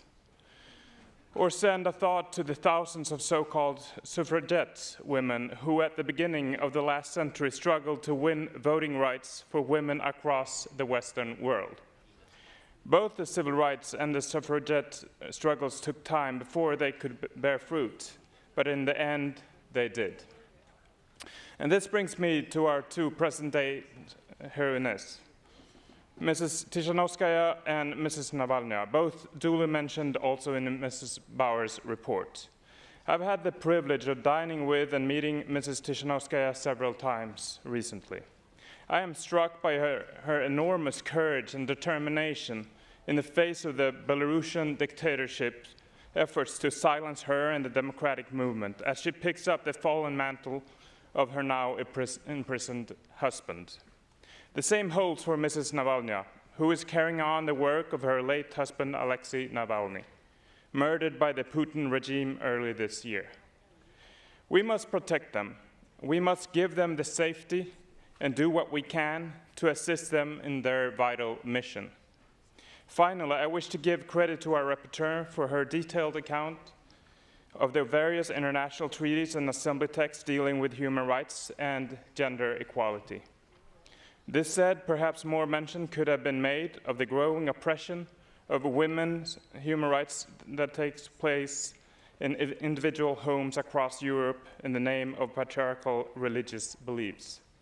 Many women have been beaten and some even killed as they simply stood up for their fundamental rights.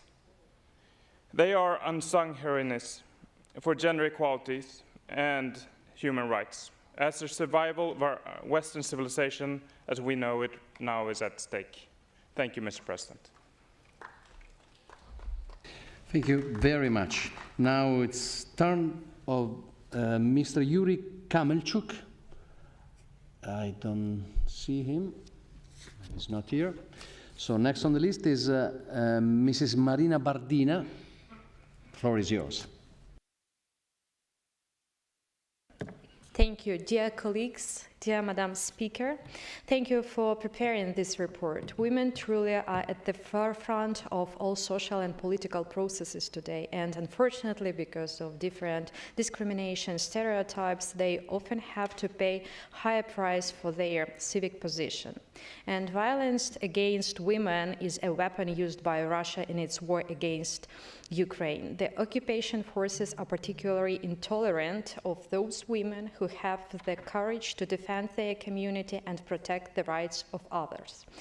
And today, all Ukrainians welcome a decision of the European Court of Human Rights in the first interstate case, Ukraine versus Russia, recognizing the systematic violations of human rights committed by Russia in temporarily occupied Crimea. So in this case, I want to talk today about women who dedicated themselves to protecting human rights and were subjected to repression by the Russian occupation authorities in temporarily occupied Crimea. So you all know how the Soviet regime mercilessly killed dissidents, including Ukrainian women. And this grim tradition continues by the current Russian dictator's will in the occupied territories of Ukraine. So Ms. Irina Danilovich is a human rights activist, a citizen journalist, and medical doctor. She was illegally sentenced to 7 years in prison. Irina's case was falsified, and she has already been in prison for 1.5 years. First, Irina was abducted by the FSB, then held in basement in the temporarily occupied Crimea without any lawyers. She was tortured and later sentenced to imprisonment. Now Irina has been illegally transferred to the territory of the Russian Federation, where she is being held without any medical care. Therefore, she has almost lost her hearing. This is how the occupation authorities are treating Irina. And this woman was not afraid to tell the truth about the problems in the healthcare system, including the occupation authorities' response to the COVID-19 pandemic. I would like to emphasize that Article 49 of the Geneva Convention prohibits the forcible individual or mass transfer or deportation of civilians from the occupied territories to the territory of the occupying power.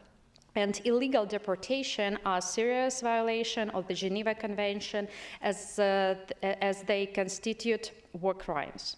So another brave woman who is being politically persecuted by the occupation authorities in Crimea, she is a Crimea Tatar, and her name Lucia Zudieva. Ms. Zudieva highlights the problems of political prisoners in Crimea and their trials since 2016.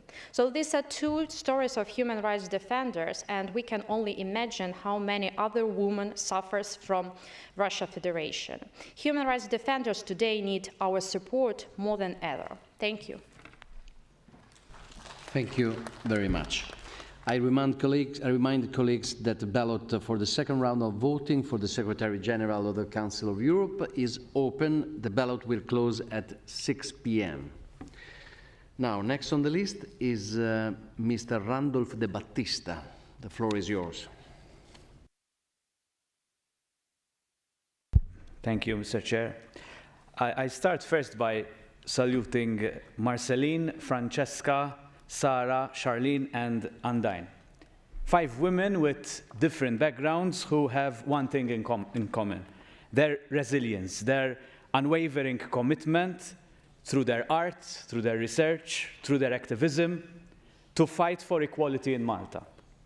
These 5 women are the protagonists of a Maltese short film entitled No Woman is an Island, a film which sheds light on the struggles of women human rights defenders in Malta.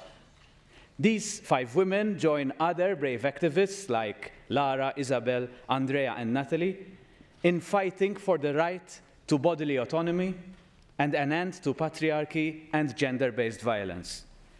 Brave women whom I had the pleasure to join last March in Malta's largest ever women's rights demonstration. Dear colleagues, human rights defenders are being abused, attacked, killed, forced to flee their countries or to commit suicide in Europe and around the world, just because they are fighting for the values that this organization should protect. Dear Petra, thank you for this extensive report with an intersectional approach and for establishing yourself as a human rights defender through your dedicated work over the years. 3 important points mentioned in Petra's report: the importance that this assembly recognizes the important work of these activists, access to funding, and ending impunity to perpetrators. But there's another point I'd like to highlight. Point 56, the high levels of stress and burnout suffered by activists. In other words, the effects of all intimidation on the mental health of these activists. And as someone who identifies himself as more of an activist than a politician, I can attest to this. And my mind now goes to Georgia and the struggles activists are facing as we speak. I salute Atina, a feminist campaigner, and my dear friend Georgi, founder of the Tbilisi Pride. This quote from Atina should touch the hearts of all of us here and prompt us to vote in favor of the report. The other day, I was looking at a picture I took in 2013 with my friends who are queer activists, and I realized that 90% of them have now left Georgia for other European countries. People are fleeing their countries because of fear of persecutions for defending their values, our values. But we have an obligation to protect civil society, to protect journalists seeking the truth. And Poland is the perfect example of what can be achieved when the resilience of civil society is joined by the political will of those in power. That's why I too believe that we need an official channel of communication between human rights defenders and the Council of Europe. And I end with a quote by Francesca, one of the 5 women I mentioned earlier. Being called a feminist is a compliment. To fight for equal rights, who wouldn't want to do that? Thank you. Thank you very much. And now the floor goes to Mrs. Magdalena Biejat. The floor is yours. Thank you, Mr. Chair. Yes, it's true. We should all be equal before the law, and sometimes we are on paper, but it's not always the truth when it comes to practice. And it definitely is not the truth when it comes to how we are presented in the public eye. Women in the public sphere are many times ridiculized, are subject of abuse, of attacks. And it depends, and even more so, the human rights defenders who are very rarely in positions of any power. And so, yes, we need that report. We need to protect them especially. We need to protect them especially in those times of rising divisions, of rising attacks towards women and vulnerable groups. And so, thank you, and I congratulate Petra for that report. I stand here before you as a woman, but also as a representative of Poland, who has its place as a case study in this report, and also as an MP who was elected for the first time last term during the previous government. I had the pleasure and the pleasure and the privilege to work with many human rights defenders. Yes, those who worked in the area of sexual and reproductive rights, but also those who fought for the better lives of people with disabilities or for the better environment. And they were ridiculized. They were attacked without any regard by both public media and right-wing media. They were attacked in the internet. They were sexualized by the haters. They had to endure that, and their families had to endure all that, but they stood firm. And they, as it was rightly mentioned, were the ones that helped us mobilize the society during the last elections. And we still have many fights before us. The elections haven't changed so much as we expected. There are still fights to fight. But I'm really proud to say, and I'm very happy to say, that many of those human rights defenders, women human rights defenders, are at last treated by the government, by the administrations, as they should, as people, as women who are experts in their fields, as people, as women who have much to say and who can influence the public policies and the law. And many of them, I would like to see much more, but many of them are right now working in the administrative institutions. And this is a very good case, and I want to stress that part of defending human rights defenders, of supporting them, is to treat them as they are, not only heroes, but especially experts and those who should, as my colleague said from Malta, who should have a direct connection and link to those who rule and those establish the rules. Thank you so much. Thank you very much. Now the floor goes to Mrs. Anna Kristina Mikkonen. The floor is yours. Monsieur le Président, chers collègues, les President, colleagues, human rights defenders in all their diversity play an essential role in the promotion and protection of human rights, including the rights of women and LGBTI persons when it comes to the promotion of gender equality. They're women human rights defenders, and they very often serve as a source of inspiration. They're individuals who very often act peacefully and legally with a view to standing up for human rights.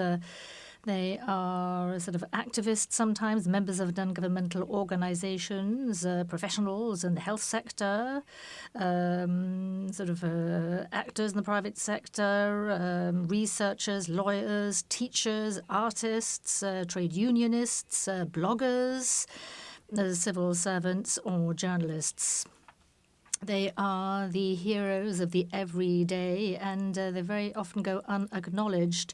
The rise of populism and misogyny has had a very negative effect on the work of women human rights defenders throughout Europe.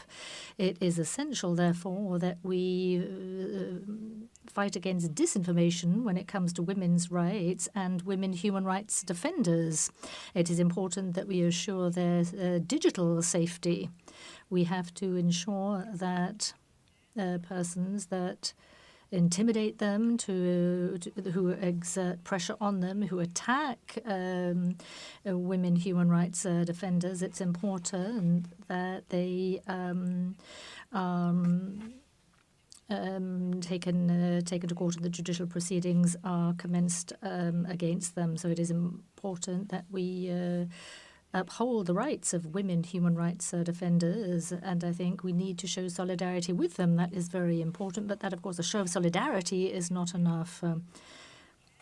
I think the sort of Gay Pride month, June, throughout Europe was an important moment when it comes to upholding the human rights of sexual minorities and gender minorities, and it showed their diversity. Europe, I believe, needs love, peace, and women human rights defenders. Thank you very much indeed for your attention.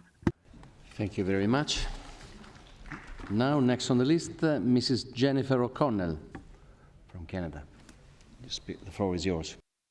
Thank you, honorable colleagues.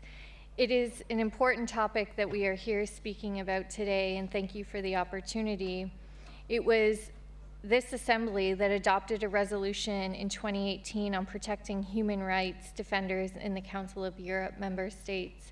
A year later, Canada's House of Commons Subcommittee on International Human Rights released a report on the unique challenges facing women human rights defenders, in which it recommended that the Government of Canada develop an action plan to support these women. Later, in 2019, the Government of Canada released a revised version of Canada's guidelines on supporting human rights defenders to, quote, reflect the specific experiences of women human rights defenders.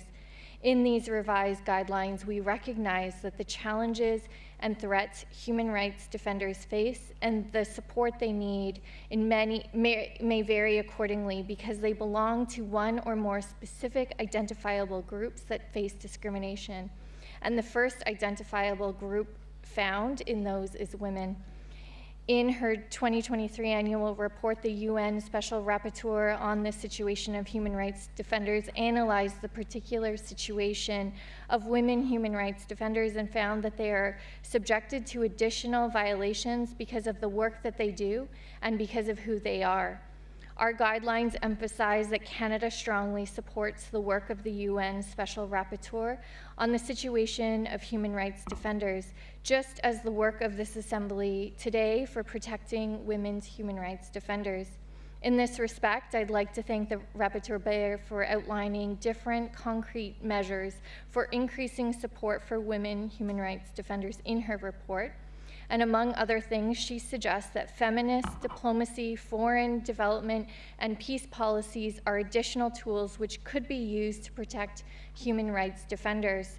7 years ago, the Government of Canada issued its first feminist international assistance policy, and Canada's feminist international assistance policy takes an explicitly feminist approach to Canada's foreign policy and international development to target gender equality and the empowerment of women and girls. And as such, it ensures that Canada's international assistance is provided in accordance with an approach based on human rights, which include the right for women to defend human rights. As a Canadian, but above all as a woman working in the public sphere, I wholeheartedly support this report and the calls for all Council of Europe member states to ensure that national human rights action plans include specific provisions on women's human rights defenders. While Canada is only an observer state here, rest assured we will continue to work hard in this space to ensure our shared values. Thank you.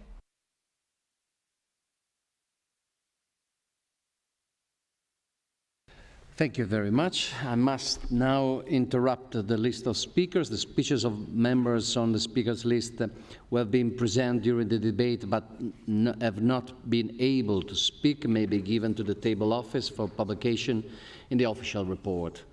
I remind colleagues that the typewritten text can be submitted electronically, if possible, no later than 4 hours after the list of speakers is interrupted.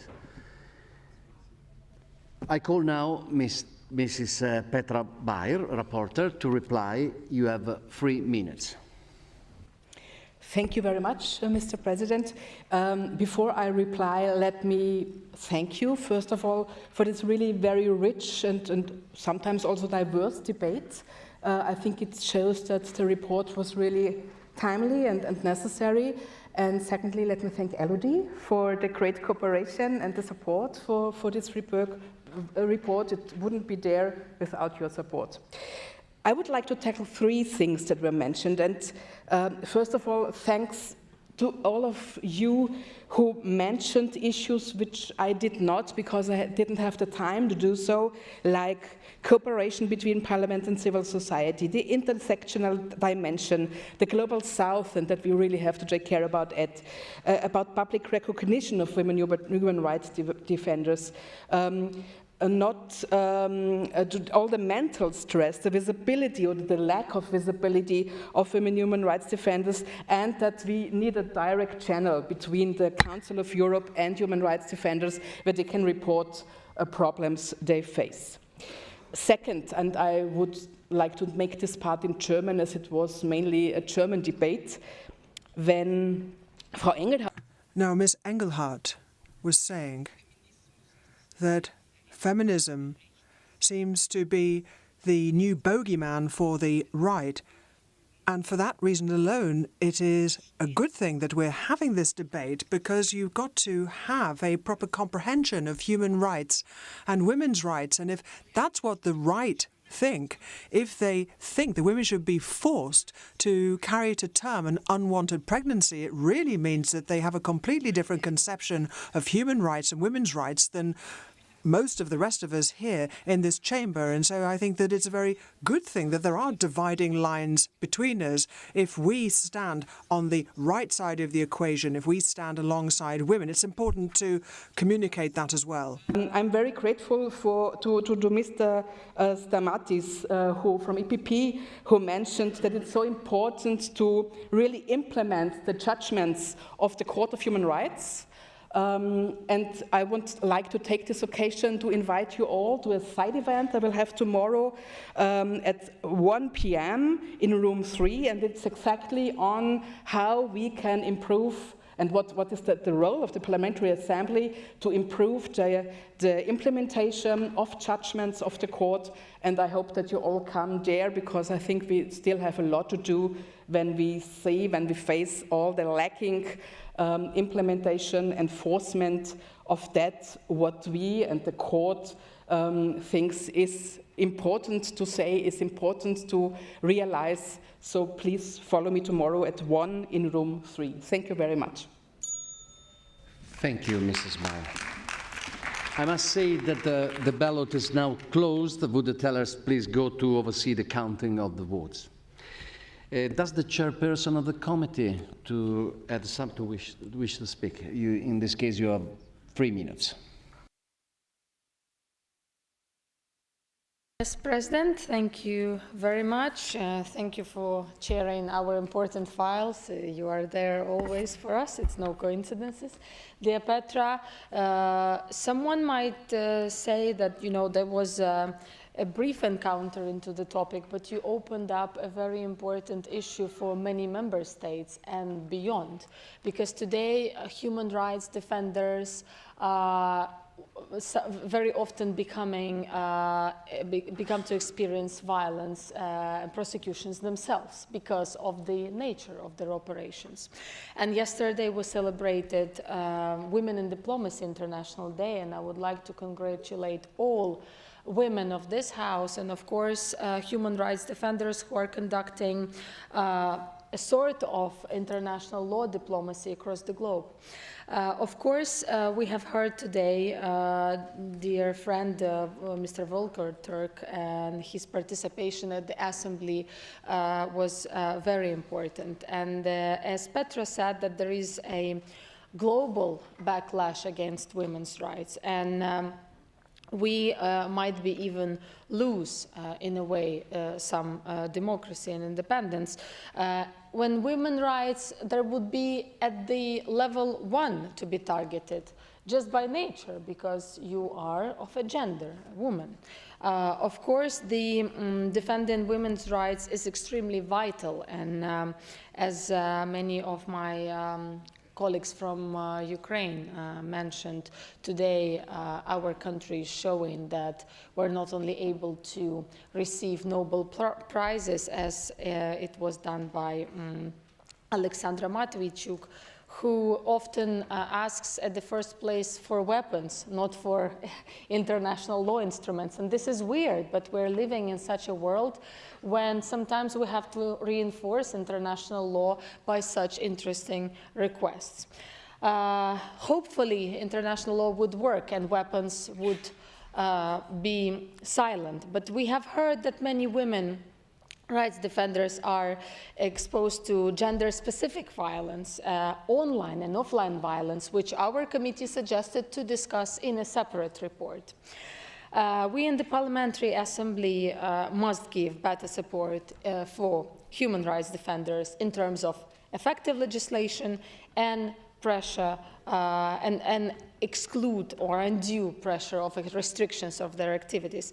And last but not least, friends, you've mentioned, and some of you mentioned, the stories and the private cases of human rights defenders. They must be heard. Share them, talk about them, because human rights defenders have names and stories behind their activities. Thank you.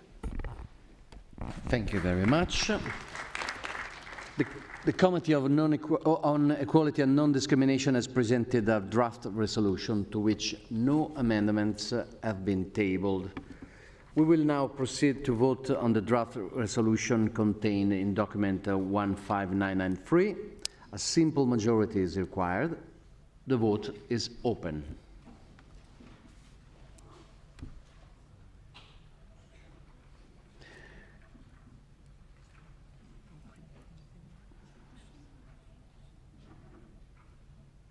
The vote is closed. I call for the result to be displayed. The draft resolution is adopted.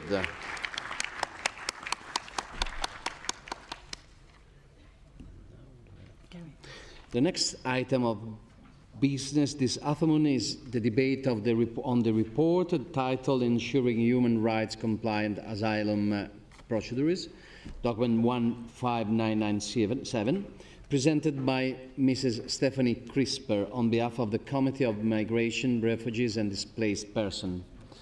In order to finish by 7:25 p.m., I will interrupt the list of speakers at about 7:15 p.m. to allow time for the reply and the vote. I call Mrs. Stephanie Crisper, rapporteur. You have 7 minutes now, or when you're ready, and 3 minutes at the end of the to reply to the debate. The floor is yours.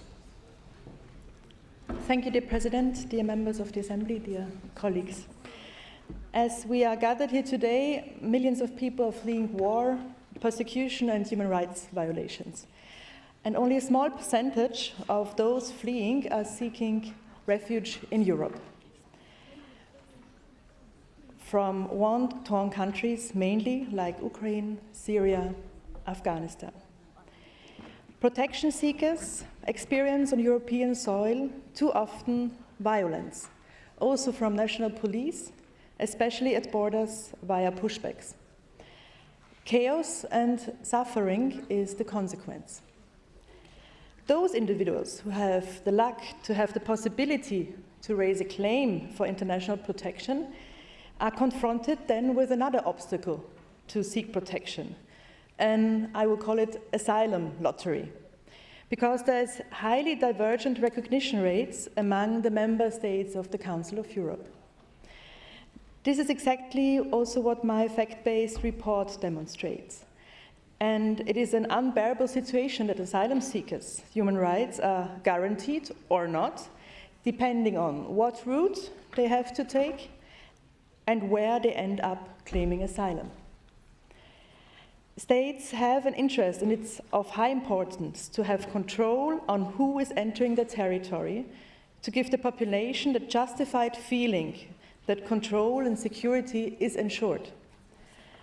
Incidents such as the instrumentalization of migration do the contrary.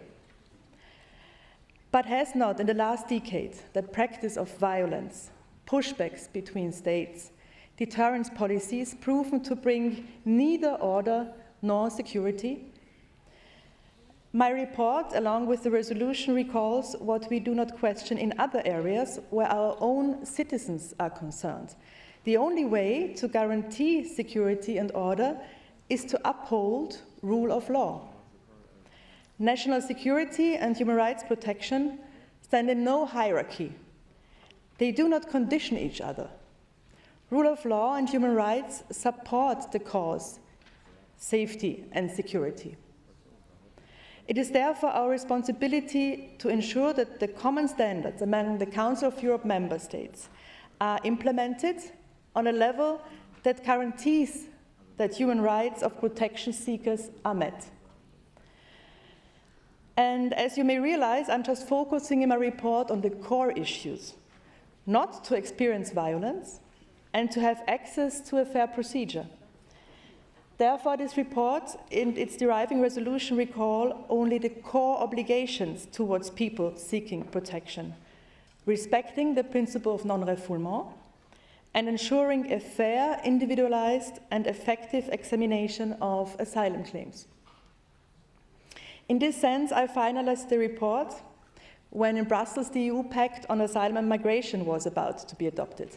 And that's why I decided not to do a fact-finding visit to the field, like Lesbos, Calais, or Lipa, where I've been anyway before, but to go to Brussels.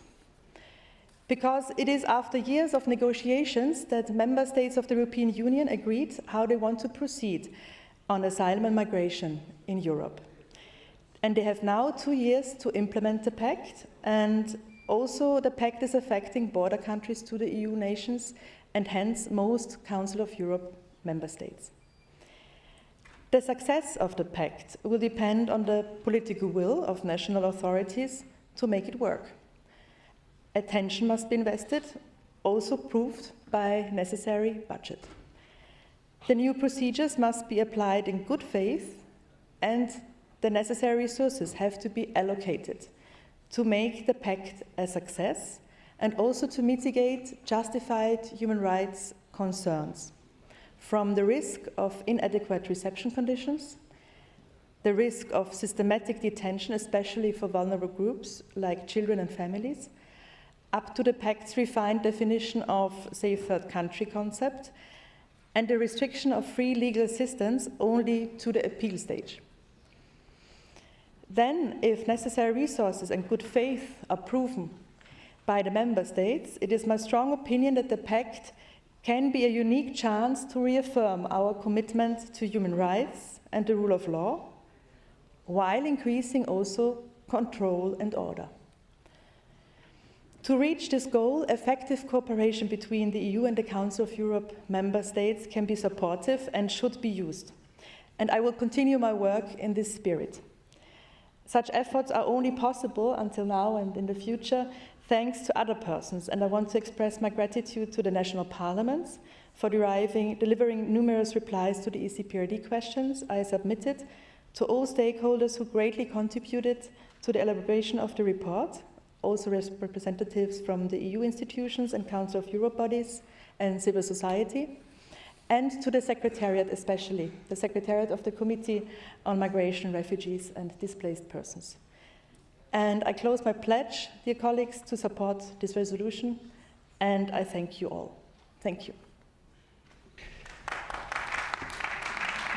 Thank you very much, Mrs. Crisper. Thank you very much. The first on the list, on behalf of Unified European Left, is Mr. Paul Galvan. The floor is yours. Thank you, Mr. Chairperson. I want to warmly congratulate the rapporteur on a very timely and important report on asylum procedures. I agree with her when she asks, is Europe legalising a race to the bottom when it comes to incorporating human rights into asylum procedures? It's important to stress the background against which this debate is taking place. It's one of continuing mass drowning of human beings in the Mediterranean, in which tens of thousands have already perished. It's the withdrawal of state-led rescue missions to save lives in the Mediterranean. It's the disgusting, ongoing European Union support for the Libyan Coast Guard, which has seen 150,000 human beings rounded up since 2016 to be penned in detention camps where they're subject to rape, mutilation, torture, and death. It's the pushbacks by Frontex and European Coast Guards, which have become mainstream practice throughout Europe. It's the insidious deals with Tunisia and Egypt, countries with appalling human rights records, to act as mass holding pens for human beings. The rapporteur is therefore quite right to state in her conclusion that the reality faced by individuals approaching Europe in the search for protection and security is harsh. The series of procedural and political barriers to which are employed is extremely concerning, not just for the safety and the civil rights of those who are directly affected, but also because it reinforces a belief that acting in breach of international human rights law in the field of asylum and migration is somehow necessary and acceptable. I agree with the important call in this report for EU accession to the European Court of Human Rights, although I doubt it will happen. And I also agree with the detailed concerns expressed over the impending implementation of the EU Migration Pact. This pact is in fact designed to copper fasten the race to the bottom that the rapporteur herself references. More than 50 human rights bodies have already expressed their deep concern, with Amnesty International predicting it will set back European asylum law for decades to come. Its likely outcome is a surge in suffering on every step of a person's journey to seek asylum in the EU. Amnesty also predicts the pact will lead to more families and children being put into de facto detention centres at EU borders and more people channelled through substandard border asylum procedures. And this is where I do respectfully disagree with the rapporteur. I think what we needed here in the report is a clear rejection of this particular pact. The current EU Migration Pact is a roadmap to a lockdown fortress Europe. We do need a common approach and effective solidarity, but building more fences, more walls, and compromising human rights standards is never the right approach. Thank you. Thank you, Mr. Gavan. Next speaker is Mr. Fabian Funke on behalf of Socialist Group. Mr. Funke, you have 3 minutes.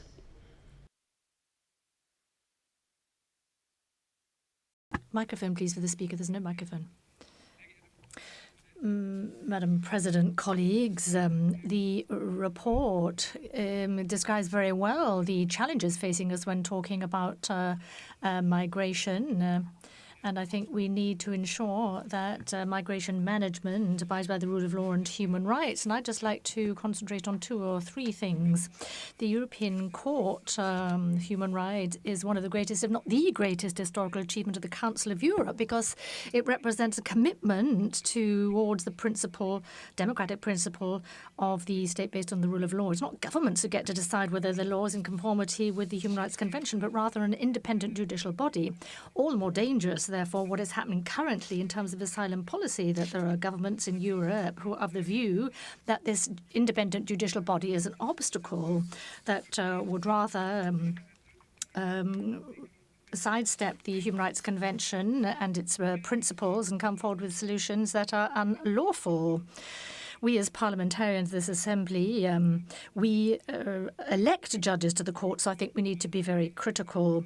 This is true of the British government's Rwanda plans or other attempts to copy this form of migratory management wholesale. The right to asylum, in other words, the legal entitlement to an individual assessment of asylum claim is an integral part of the Human Rights Convention. And if we are now going to be outsourcing asylum proceedings to third countries, the aim being to refuse access to Europe to as many as possible, then this is not a rule of law and human rights compliant asylum procedure. Were that the case, then I think people would not be calling into question the purpose of the Convention on the Court. Rather, we'd see a constructive dialogue taking place as to how the principles of the state based on the rule of law and human rights could be applied in third countries and along migratory routes. People would be talking about what kind of international partner organizations could be brought around the table in order to work out safe migratory routes and to establish the grounds for asylum before people embark on the dangerous trip across the Mediterranean. But that's not happening. The political aim is to get people who arrive without a visa to put them on a plane to Rwanda, irrespective of their origin or the reasons for their arrival, in order to evade one's rule of law responsibilities. So I would appeal to you all to resist what are purported to be easy solutions to what are complex problems. Rwanda isn't just a magic wand that can magic the problems away. So let us talk about how asylum and migration can be organized in such a way that it is rule of law and human rights compliant. People who are fleeing danger need to be given genuine prospects, and in so doing, we can better organize migration. That is how I envisage a rule of law and human rights compliant policy in the area of migration and asylum. So I'm grateful for this report. I think it's taken up a number of important issues, rightfully so. So thank you very much indeed. Thank you, Mr. Funke. Next speaker in the debate is Mr. Kleinwächter on behalf of ECDA Group.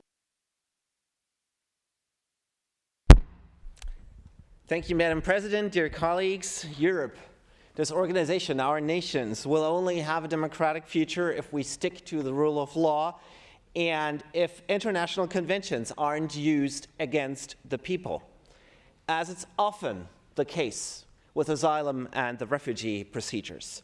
This report demands human rights compliant asylum procedures. What it actually means is a borderless open door policy, free access to any territory for anyone, and procedures taking many, many, many years to make sure they stay.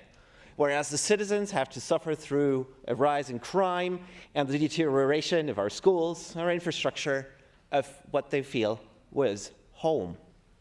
And every time someone complains, human rights are cited against him incompletely, as in this report. Finally, it comes down to the question, is it against the human rights to prevent a stranger from entering our country? And this report clearly says yes. It references the right to liberty, to a fair trial, even the Geneva Convention, Article 31, which says that no refugee should be penalized for entering a country illegally. But the true answer is no, because the same article in the Geneva Convention limits this right to enter a country illegally to those people coming directly from a territory where their life or liberty is in danger. There is even a provision in the European Convention on Human Rights, Article 5, paragraph 1F, that says that people can be detained if they try to cross the border illegally. A migrant has to prove his refugee request. So we need to finally distinguish illegal migrants from refugees. Mainly only claim refugee status, but are no refugees to gain access to our countries. So the question is absolutely paramount. Are they coming directly from a territory where their life or freedom are in danger? That may be the case for most Ukrainian refugees, but it's clearly not for most people coming from Afghanistan or Sudan, which is at least 10 countries away. And if you pay $10,000 for a smuggler and wait for weeks to have a boat, you're not coming directly from an unsafe territory. If you show up at the German border with Austria, coming from Austria, you're not coming from an unsafe territory. Austria is safe. We have a figure of more than 1 million people applying for asylum in Europe annually, and we need to finally make this distinction. And what is especially making me furious is that this report complains about asylum being regarded as an emergency procedure. Well, of course it is. It's the essence of asylum that the refugee has no other choice than to breach the border and to overrule the country's sovereign decision of how it wants to live because of his personal situation. As soon as migration is a choice, it's not asylum. So please, in order to preserve democracy, in order to preserve the rule of law, read the conventions the way they were meant, not against the citizens. Thank you. Thank you, Mr. Kleinwächter. Next speaker in the debate is Mr. Blitz on behalf of ALDE Group. Mr. Blitz, the floor is yours. Merci, Madame la Présidente. Thank you, Madam President, colleagues. I would like to begin by thanking our colleague, Stephanie Crisper, for her very detailed report. I think this work is sort of a serious piece of work, and of course it's very topical. Perhaps we should start by recalling that the European Court of Human Rights, in its Child Judgment 2016, clearly said that states have the undeniable right in terms of their sovereign control over entry of aliens onto their territory. But of course, that inalienable right has to be exercised in the context of international law, and namely the 1951 Geneva Convention on Refugees and European law, the European Human Rights Convention. But the report of our colleague, I think, illustrates the growing difficulties that asylum seekers are up against.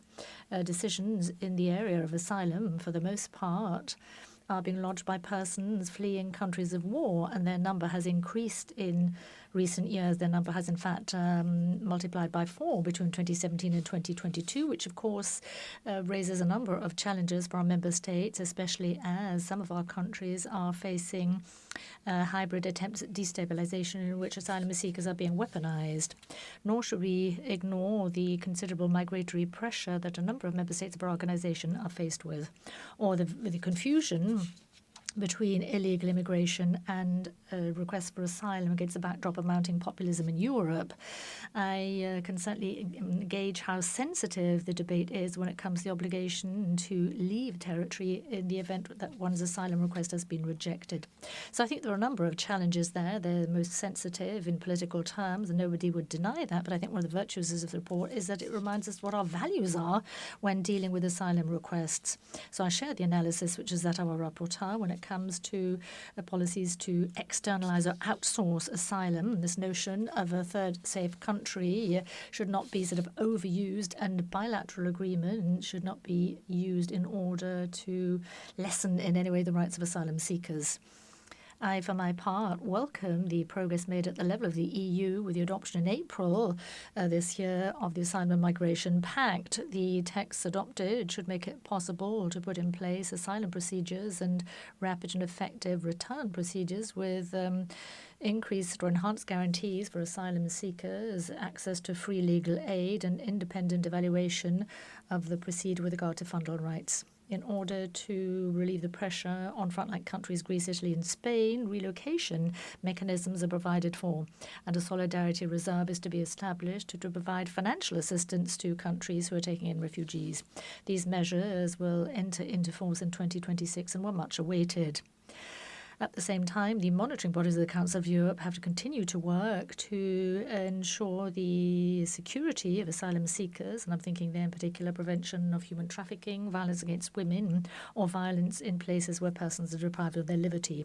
And I hope that our new Human Rights Commissioner will prove particularly vigilant on these various issues. On behalf of the ALDE group, I would appeal to you to support the draft resolution as it has been presented. Thank you. Thank you, Mr. Bitz. In the debate, I call next speaker, Mr. Chalot. Mr. Chalot, the floor is yours. Madame la Présidente.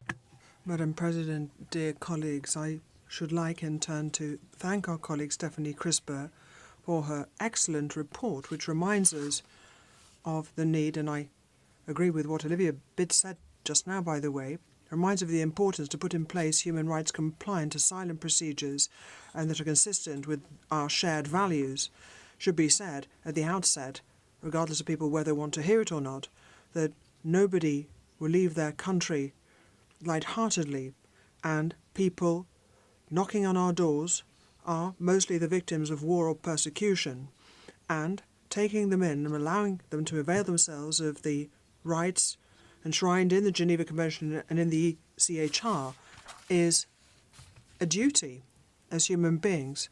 There's been a continued increase in the number of asylum applications, which has led countries to tighten up conditions for access to asylum. These restrictions, however, all too often go hand in hand with a xenophobic discourse which confuses asylum and irregular immigration and links them to national security issues, particularly the fight against terrorism.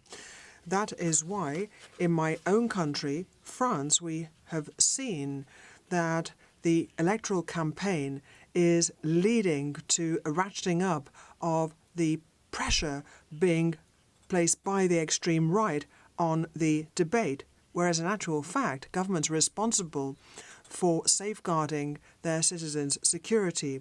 But it's important that there be a proper exercise of the right to asylum. There didn't ought to be any kind of discrepancy between these two principles, which are both necessary and are part of our values. And against this backdrop, the Council of Europe continues to develop its toolbox as well as preventive machinery to support asylum seekers. The various bodies of the Council of Europe, particularly the Human Rights Commissioner, who has had a great deal of experience within the European Union, were particularly helpful in evaluating the respect for human rights when it comes to the implementation of the Pact on Asylum Migration, which was adopted just before Parliament was dissolved, the European Parliament that is, and which was mentioned by my colleague. Now, this pact ought to make it possible to streamline asylum procedures within the European Union and also will give rise to significant financial inputs, allowing for the equitable and rapid processing of asylum applications. Obviously, all of those reforms will also test the real willingness of member states and whether they will put in place procedures which are human rights compliant, and I very much hope that that is the case. I would also hope that we pay particular attention to the plight of minors. The Council of Europe and France ought, to my mind, be particularly vigilant when it comes to minors and make sure that we have what is needed to cater to their needs. I can only support this report and the draft resolution. Thank you very much. Thank you, Mr. Chalot. In the debate, I call next speaker Mrs. Zampa from Italy. Mrs. Zampa, the floor is yours.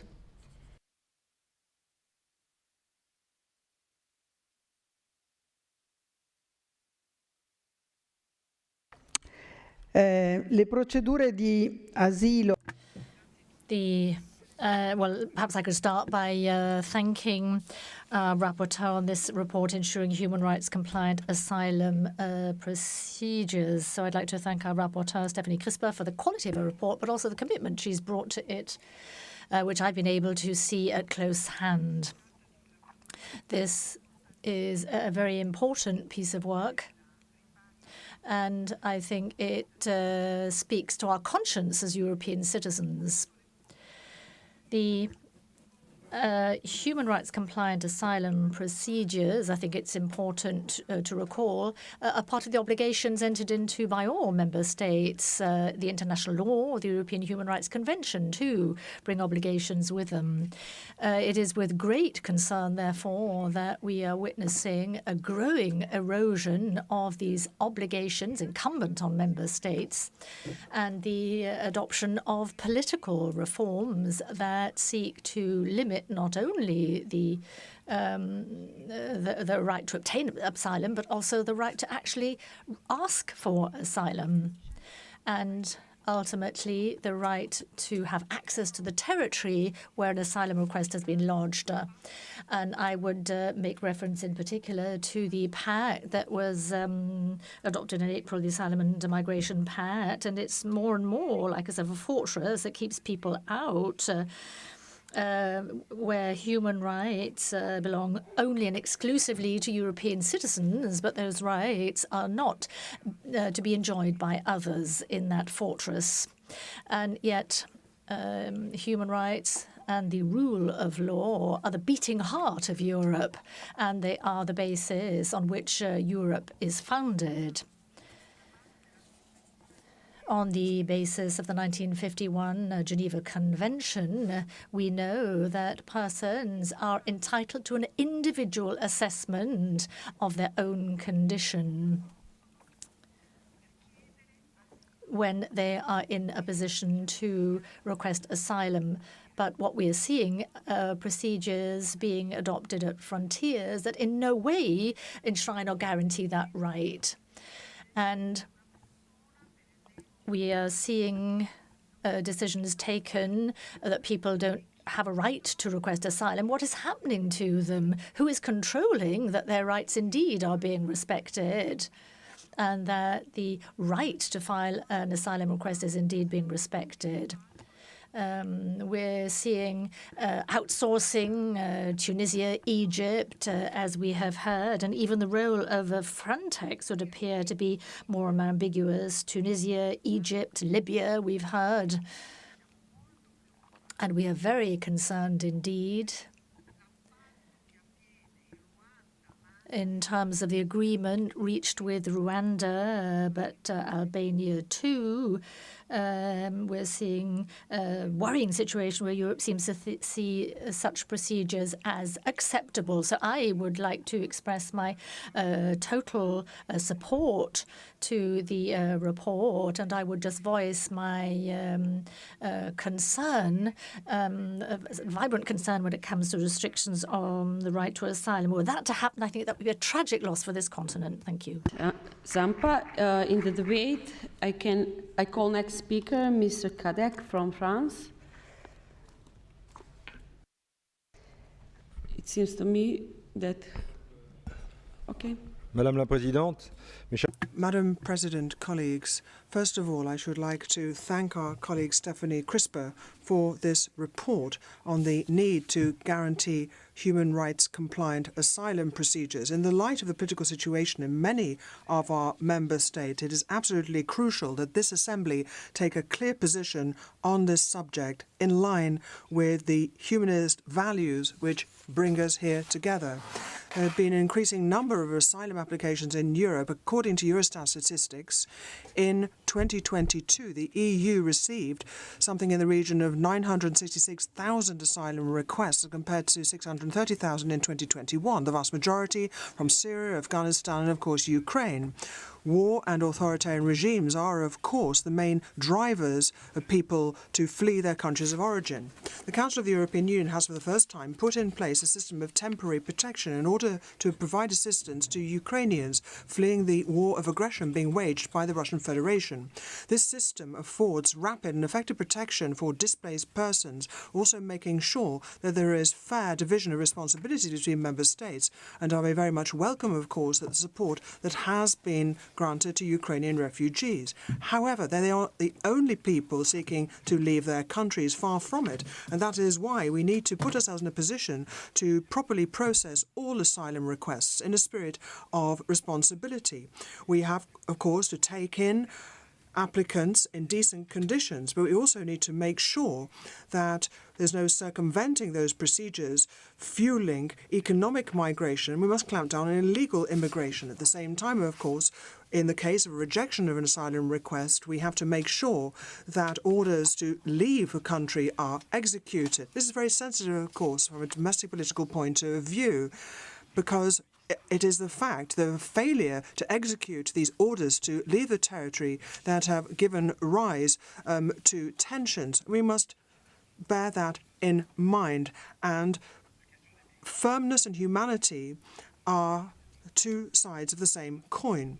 The issue of migration will be centre stage of the challenges facing society in future, and that is why it is important that we make sure that we respect the procedures for applying for application. We don't want to see a repeat of the situation that we witnessed in 2015 and 2016. The European Union has been able to adopt its Pact on Asylum and Migration, and the Council's expertise in this field will be particularly welcome going forward. Thank you very much. Thank you, Mr. Kadek. In the debate, I call next speaker Mrs. Horst from Germany. Mrs. Horst, the floor is yours.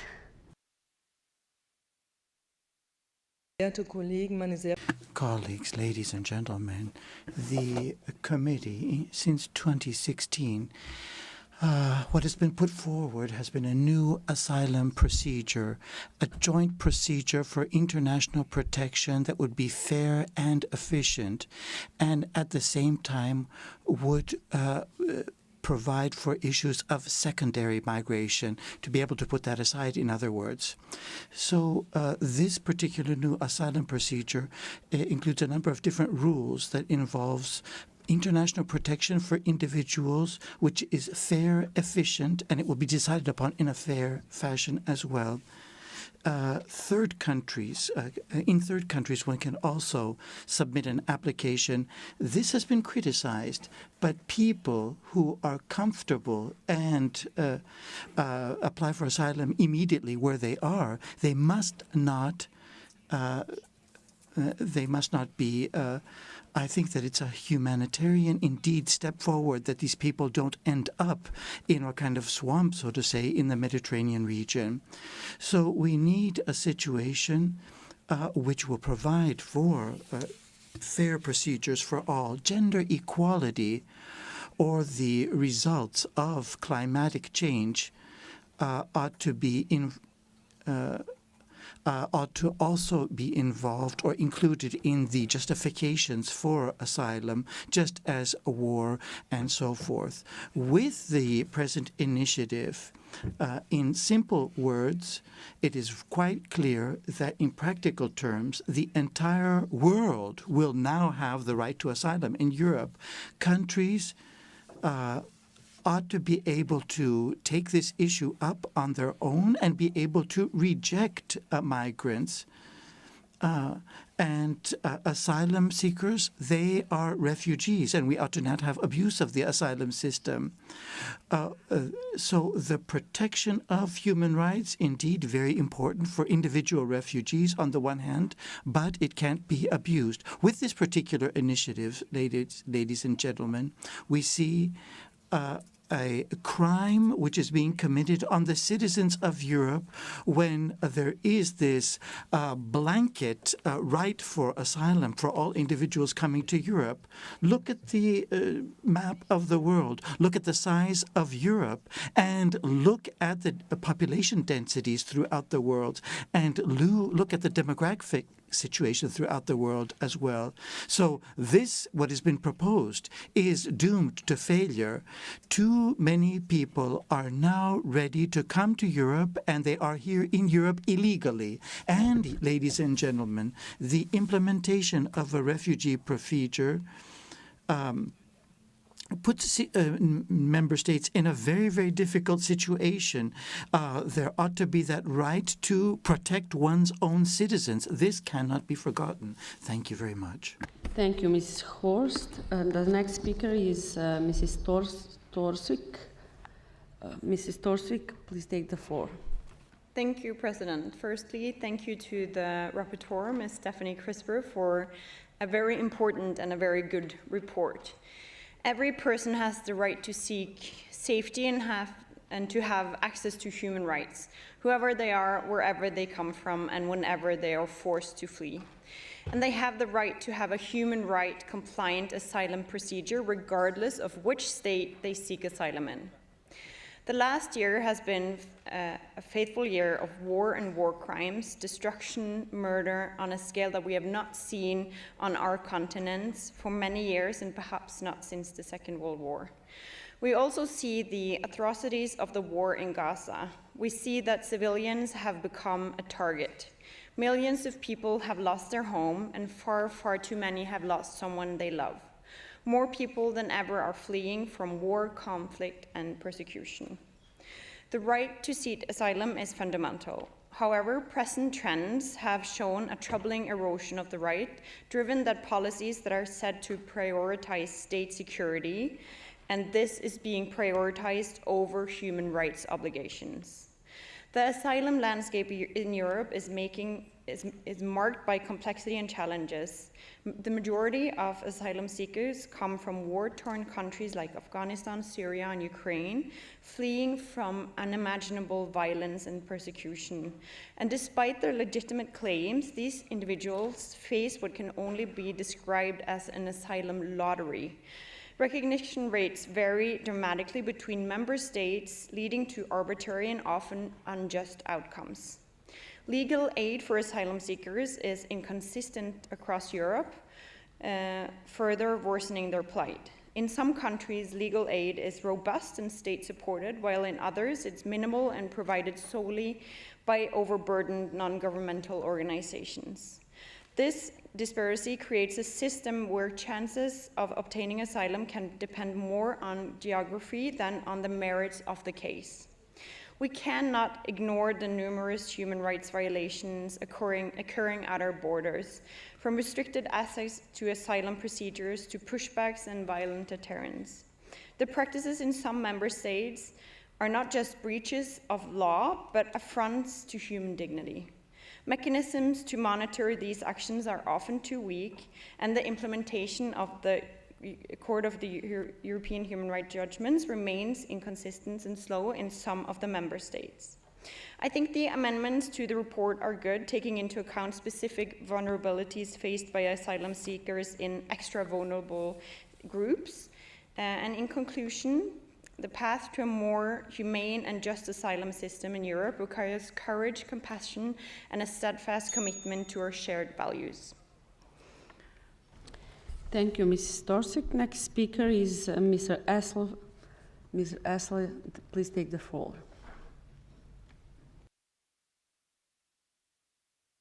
Ladies and gentlemen, democracy, human rights, rule of law are fundamental elements that we defend in this particular chamber. Now, it applies for everywhere, and also for guaranteeing human rights in asylum procedure. These ought to be taken as a given. But the way the debate is taking place right now, it appears that each individual who applies for asylum has the right to become a certified asylum seeker, but the reasons have to be looked at. You have to look at why this individual is applying for asylum. Those who receive it have to have a good reason to receive it. It has to be made very, very clear what the particular parameter and what the particular criteria will be. And furthermore, it's good and proper to have rules in place to provide for protection of those who seek asylum. And the rules have to be adhered to by all participating parties. And once again, not each individual that applies for asylum has a real objective reason to apply for asylum. There's abuse of the system, and we have numerous examples of that in Austria as well. An individual comes to Austria, applies for asylum, and in the course of the procedure, after 1 year, receives a negative response, and then that individual is returned back to their homeland. But what happens after that? A couple of months later, this person reappears in Austria with his or her entire family, and once again applies for the entire family for asylum. The reasons and the conditions in the period that has lapsed have not changed. So here we have abuse of the system, essentially. And once again, a negative response comes, and then there's an appeal of the decision. The decision is once again rejected, and what kicks in is an endless procedure. It all goes all the way up to the highest court, and then there's some sort of irregularity that takes place in the entire process, and then once again it all starts all over again. So for 5 years, many individuals have been going through this circuitous, this kind of serpentine procedure to receive asylum. And once again, in these individuals, when they're deported, the whole arrangements have to be made for that individual, for their family, for their children, and for all those that are accompanying them. So once again, we have to have human rights applied to the entire asylum procedure, but there have to be sanctions in place, and these sanctions also have to be implemented when necessary. And indeed, asylum seekers have to adhere to these set of rules as well, to be able to provide to people in their country or in other countries who indeed ought to be guaranteed some form of asylum and have it granted to them. Thank you. In the debate, the next speaker is Mr. Fide. Mr. Fide, please take the floor. Merci, Madame la... Thank you very much indeed, Madam Vice President. Ladies and gentlemen, colleagues, wars, famine, extreme poverty, global warming, all this is preventing people to continue to live in their homelands, and migratory phenomena can be explained by such dramas, and they're likely to get far worse in the future. Every individual has the right to request help and protection, to apply for asylum, even in the event of what we refer to as irregular migration. The right of asylum, the right to seek asylum and protection for every individual is a principle that is essential and that can be found in the European Convention on Human Rights, which for us is, of course, the bedrock of our values. For roughly 10 years, I've been within the Migration Committee of the Parliamentary Assembly, and I've travelled a great deal. I've seen a huge amount. In fact, I've seen pretty much everything. I've seen refoulements, I've seen pushbacks, I've seen violence against migrants. I've seen the actual detention of teenage migrants of 15 years of age. I've seen indecent living conditions, individuals being sent to third countries which are not safe, mass expulsions, conditions concerning proceedings and instructions which do not meet standards with regard to legal support, translators and right to an effective remedy. What I've also seen is, unfortunately, far too often there's a lack of humanity with regard to people who've already undergone the most serious of dramas that you can imagine in experience in a life, with dreadful suffering. So first of all, a very difficult life and dramas experienced in their own countries of origin, such as war, famine, hunger, with them being forced to flee to actually survive. Now, these are journeys that are undertaken with huge risk.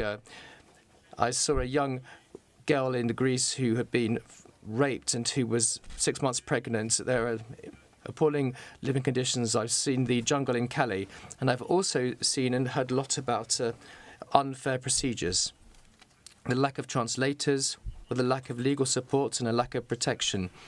And this is of paramount importance, and this is one of the main points of this report. It's ever so important for people in these situations to benefit from fair procedures with the right to have access to an effective remedy. And more importantly than all this, if there's a negative decision that's handed down, well, there shouldn't be a result in someone being sent to an unsafe third country. It's all about respecting the values of the European Convention on Human Rights, about the values of justice and solidarity that Europe holds dear. I'd like to provide my support to Mrs. Crisper's report, and I had the opportunity to carry out a fact-finding mission with her on the subject of pushbacks. So I know how committed and devoted she is, and this report is a high-quality report. Well done, Stephanie.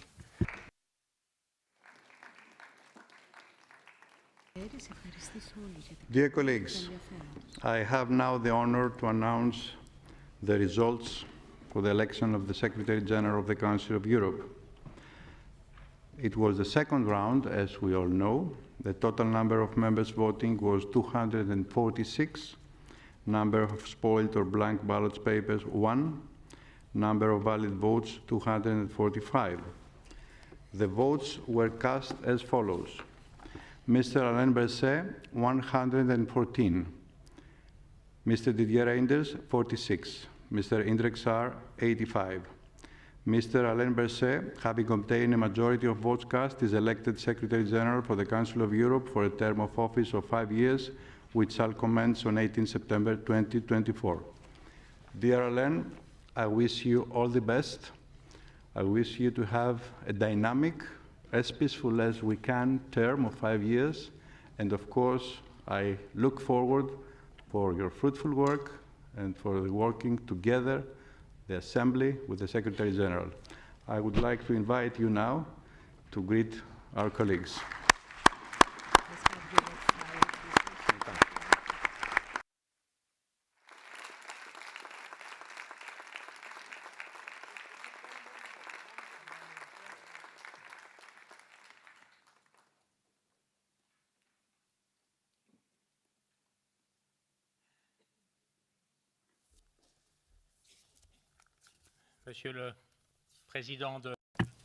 President of the Parliamentary Assembly of the Council of Europe,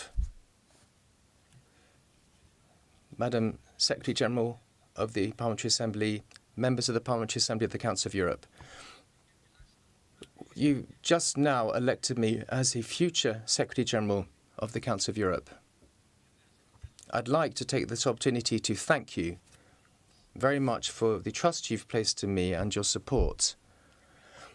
I'm fully aware of the huge challenges that our continent and our organisation are facing today, and I'd like to make a commitment with you today to work in very close harness with you, members of the Assembly, and all bodies and institutions of the Council of Europe. This evening, of course, I'd like to say something to thank the outgoing Secretary General of the Council of Europe, who will be leaving her post in a few months' time, Maria Pechnit-Vudic, who's led the Secretariat for the past 5 years and who's positioned the Council of Europe as a key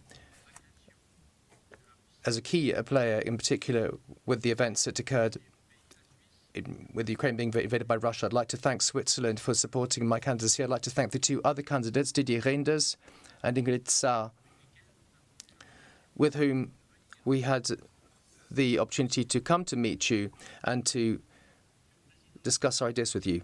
President, Madam Secretary General, ladies and gentlemen, we will collectively be judged on our ability to make democracy progress, to make the rule of law progress, as well as human rights on our continent. This is not going to be it's going to be plain sailing. It's going to be difficult, but thank you very much indeed for your support and your trust.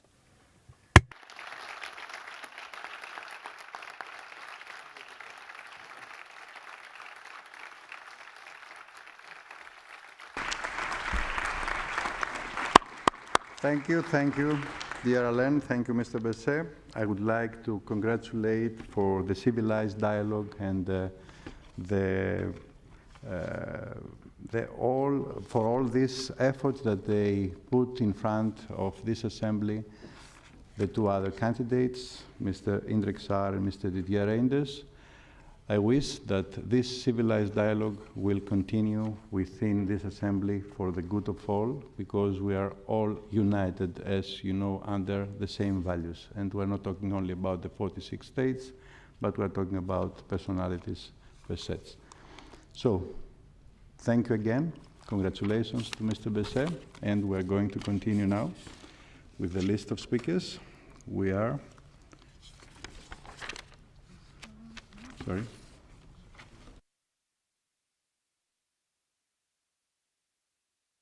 Marie Didier is next.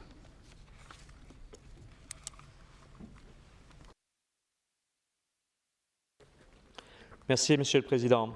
Thank you very much indeed, President. Colleagues, I'd like also, in turn, to thank and congratulate our colleague Stephanie Crisper for her report full of humanity, which brings into sharp focus on migratory challenges that Europe faces today, as well as the issues at stake with regard to respecting human rights.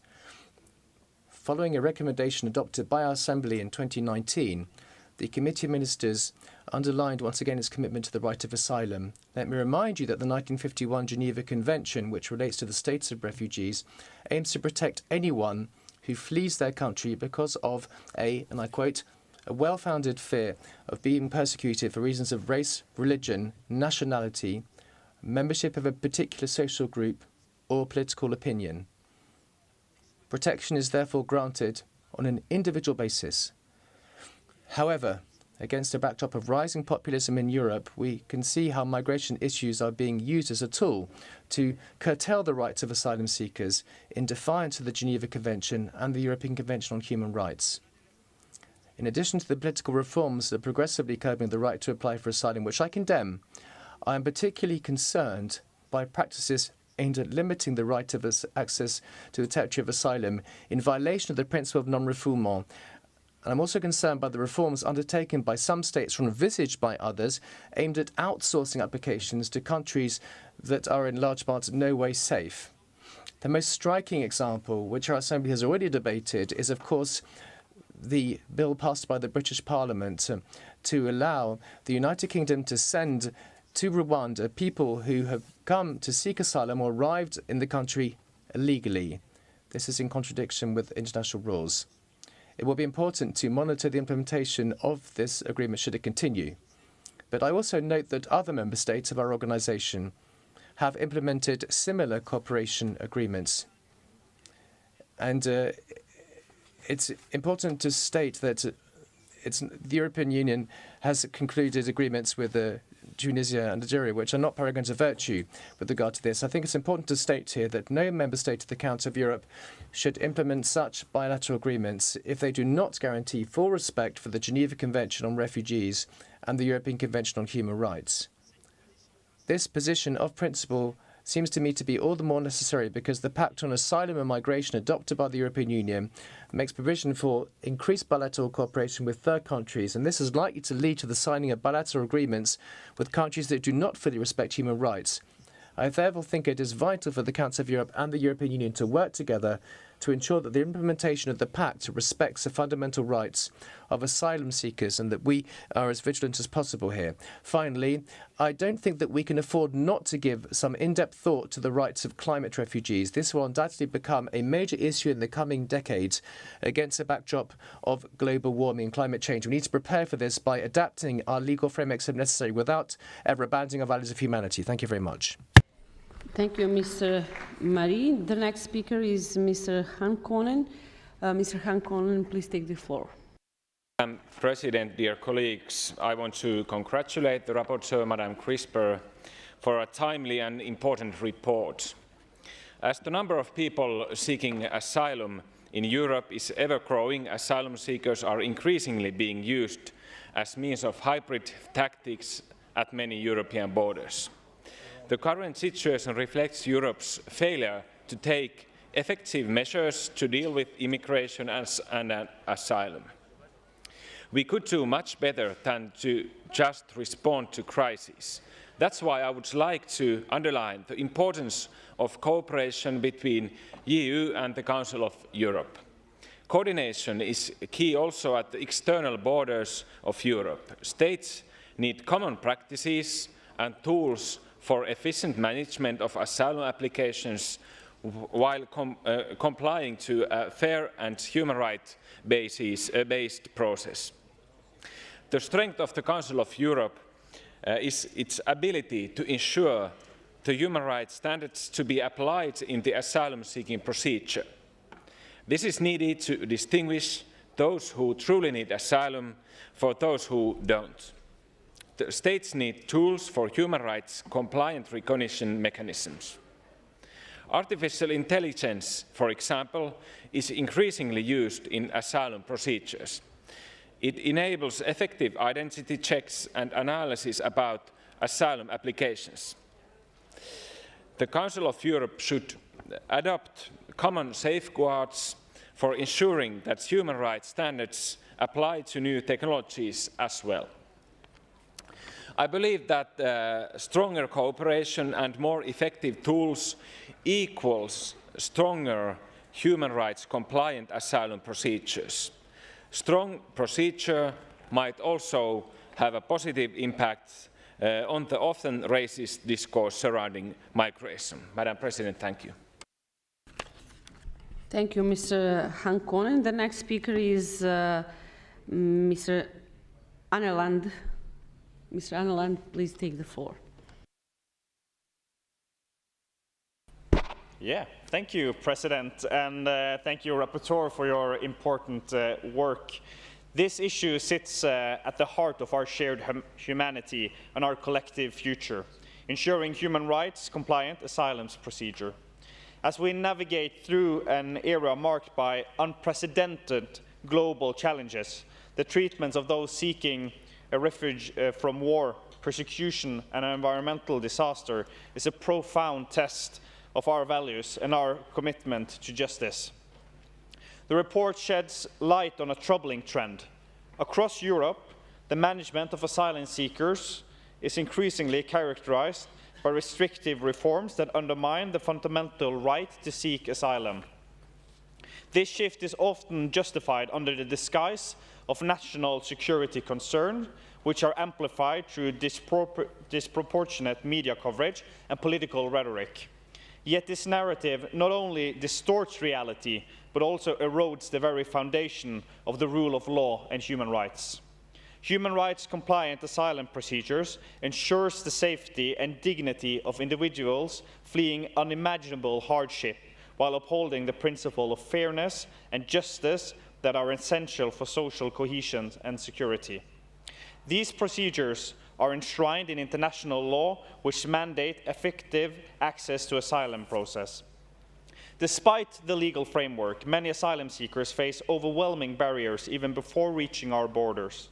The lack of coordinated policies among states results in an inconsistent and often unjust application of asylum laws.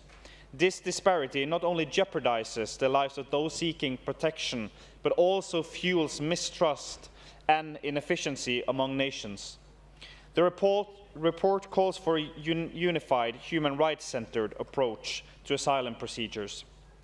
This involves harmonizing policies across member states, ensuring robust legal aid, and establishing effective monitoring mechanisms to safeguard the rights for asylum seekers. We must also address the root cause of forced migration through comprehensive international cooperation and support for countries of first entry.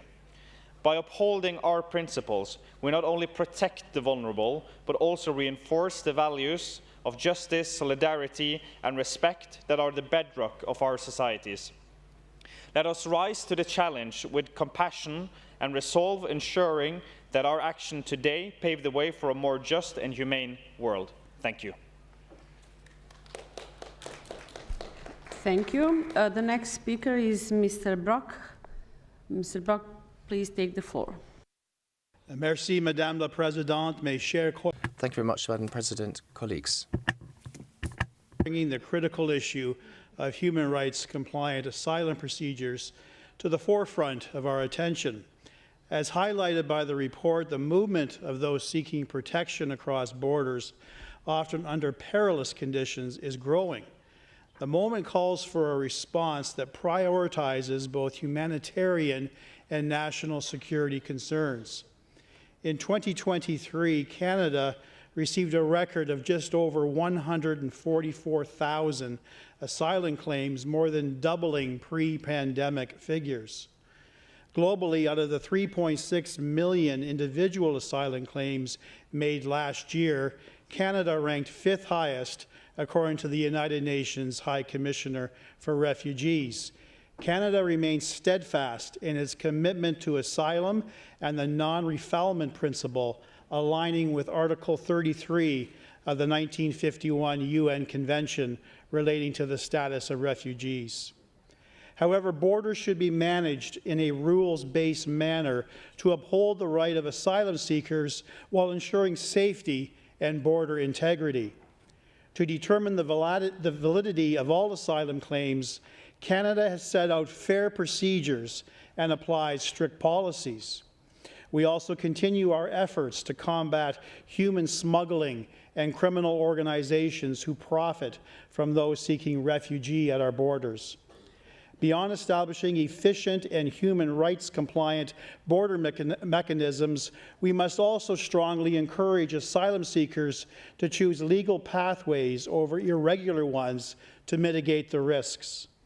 This involves providing clear and accessible information about legal migration options and enhancing safer regular channels. For instance, last year, Canada launched new family-based humanitarian pathways for Colombian, Haitian, and Venezuelan foreign nationals, and another for people affected by the conflict in Sudan. In 2018, we established a refugee labor mobility complementary pathway called the Economic Mobility Pathways Pilot, reflecting our commitment to expanding practical and durable solutions for those in need of refuge. In addition, Canada recognizes the international cooperation is required to respond to the crisis of those forcibly displaced. We are willing to collaborate on initiatives to share best practices with our international partners and stakeholders. Last year in Geneva, Canada committed to resettle more than 40,000 Afghan refugees with the assistance of the International Organization for Migration. In sum, let's continue to collaborate to prioritize human right compliant solutions that uphold the rule of law and national sovereignty to deter irregular migration in Europe and the rest of the world. Thank you.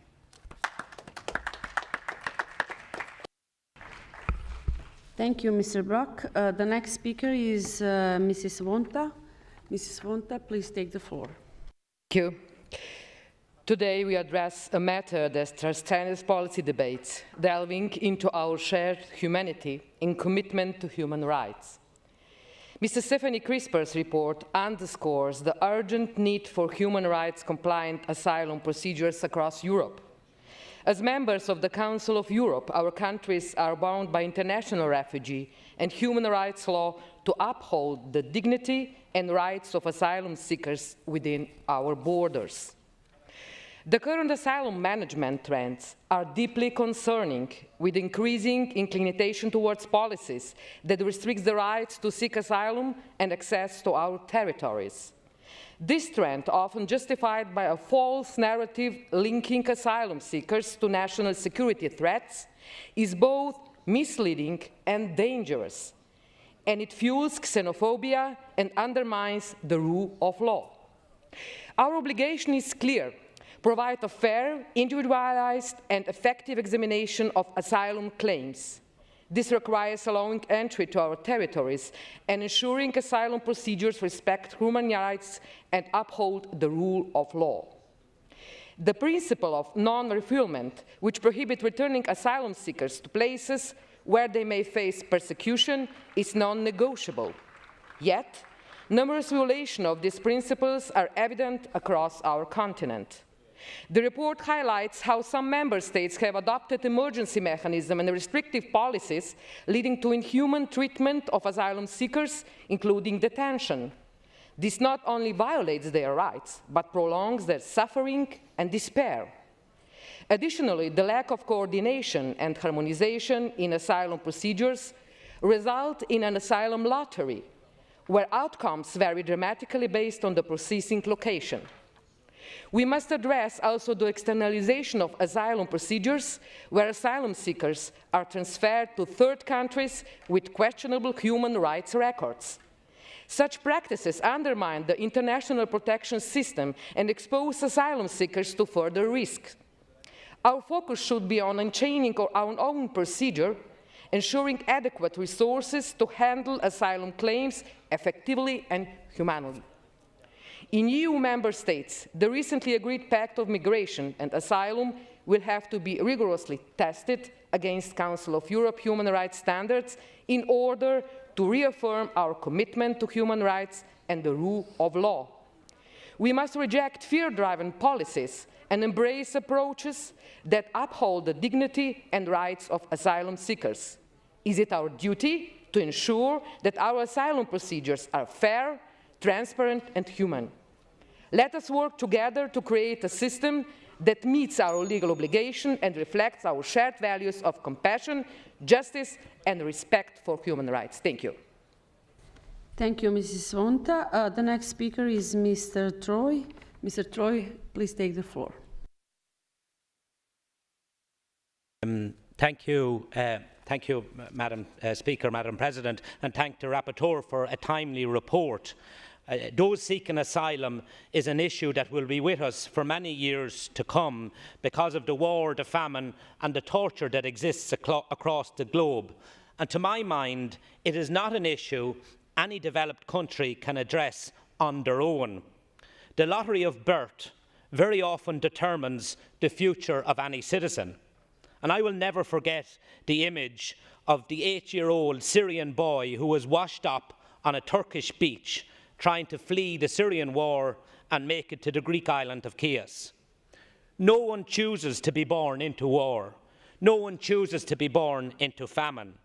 And when we speak to this issue, we must never forget that we're speaking about fellow human beings, and no one life is any more important than another. The rule of law must be implemented if we are to ensure to avoid the far right exploiting this issue. We need a rules-based immigration system which respects both the integrity of our own borders and the dignity of people trying to access asylum. When I speak to a rules-based system, I speak to one that is fair and not open to exploitation, one that penalises those who seek to exploit the vulnerable, people traffickers who are making vast sums of money on the back of people's misfortune and misery, but also a system that ensures those seeking asylum, those who are genuine, will have their applications processed in a timely manner, ensuring that they can integrate into their new communities, but equally those who are not genuine are returned to the countries they come from. We need to ensure that people who are waiting to have their asylum processed, that their rights are protected, that they are provided with accommodation, food and security and treated with respect. We also must bring our people with us on this issue, and therefore we must not ignore the genuine concerns and fears of people in our countries.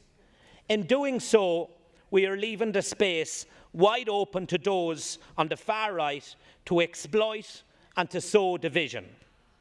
As a small country that welcomed over 100,000 Ukrainians fleeing the war, I believe we need a system that is fair, a system that is based on rules, or if we fail to have that, we run the risk of destabilising many democracies into the future. Thank you. The next speaker is Mr. Mutki from Belgium. Please take the floor. Chers collègues, Colleagues, this feels like one of my political sort of theses. Now, I spent the last 5 years in the Belgian Parliament dealing with migration and trying to convince people who didn't feel that humane migration was important. Unfortunately, I must confess that if you look at the figures, for instance, 80% of people migrate within the region from where they come and don't go to Europe. Well, these figures just don't work when it comes to convincing certain individuals of this. The reason doesn't work anymore with regard to migration. Rules don't work either. We can remind people as much as we like about European Court of Human Rights convictions and legislation being violated. Well, it just doesn't convince certain people. I'd like to turn to the Conservatives who, from the looks of things, have failed to read the report from my wonderful colleague before they made their speeches, because we've heard monologues where they don't seem to have listened to or read at all what's in the report. So let me just turn to you, my dear Conservative friends. Go and look at people in the eyes.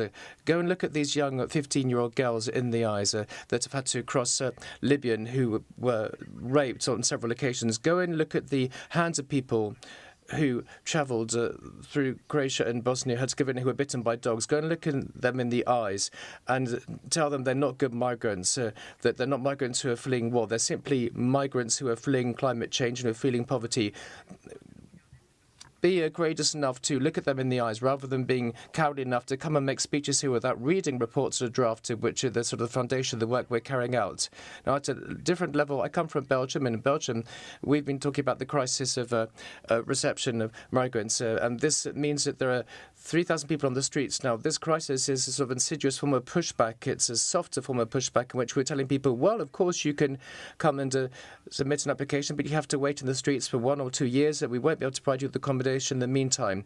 Now, there may be solutions in Europe. In Belgium, there's sort of a distribution system within municipalities and through asylum centres. And we don't have an agreement with Afghanistan. We don't send people, obviously, back to Afghanistan, and the same with Gazaouis as well, and I think that's a good thing. In Belgium, the crisis is showing us that there's no rational behaviour with regard to migration. There's fear, there's ideology, which is being stimulated on a daily basis. There's no reason for doing so. And we're Democrats, we're progressives, and I think we should try and regain the narrative on this. We need to be brave. We should develop a different discourse. Let's not allow the people who are simply stoking fear to take the floor. Let's would create hope or create for another migration policy. We need migration. There's always been migration. Saying no to migration is not the answer. The problem is caused by hate, and the hate being spread by some people. And some people talk about migratory waves. Now, the only waves we have in Europe are waves that are causing the deaths of thousands of people in the depths of the Mediterranean. This is what we should be worried about in the Assembly. This Assembly is an assembly of human rights, and more so than ever, dear progressives and dear Democrats, faced with this hatred, we need to reaffirm human rights within Europe. Thank you very much indeed. Thank you, Mr. Murki. The next speaker is Mrs. Pilar Carral from Switzerland. Please take the floor. Merci, Madame la Thank you very much indeed, Madam President. Madam Rapporteur, colleagues, I'd like to welcome this report. Thank you very much indeed for drafting it. Now, this report comes at the right time because it's coming against the backdrop of the considerable rise of the far right in Europe. For some 30 years now, the issue of migration and asylum in particular has been a recurring topic of debate. It's been politically weaponized with the well-known false assertion that asylum has reached a crisis point. In very many countries, this is an argument used by populists and used also as a rallying cry for many political forces. Unfortunately, it's also used to introduce accelerated asylum procedures, which all too often violate human rights and undermine the foundations of the rule of law. Now and again, political reforms are being adopted to progressively restrict the right to seek asylum. It is true that the number of asylum applications is increasing in the European Union in parallel with the rise in world demographics.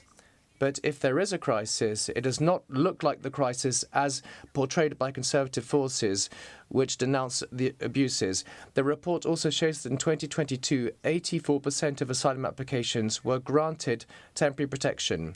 It is not surprising that this rate is high, given that the vast majority of applications come from people from countries at war such as Afghanistan, Syria, Iraq, and more recently so Ukraine.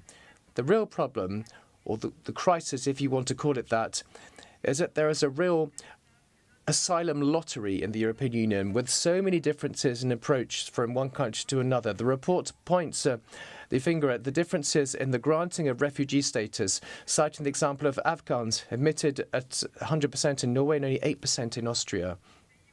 Of course, the countries at the external borders of the EU are under much greater pressure than the others, with the principle of liability applying to the first country of arrival.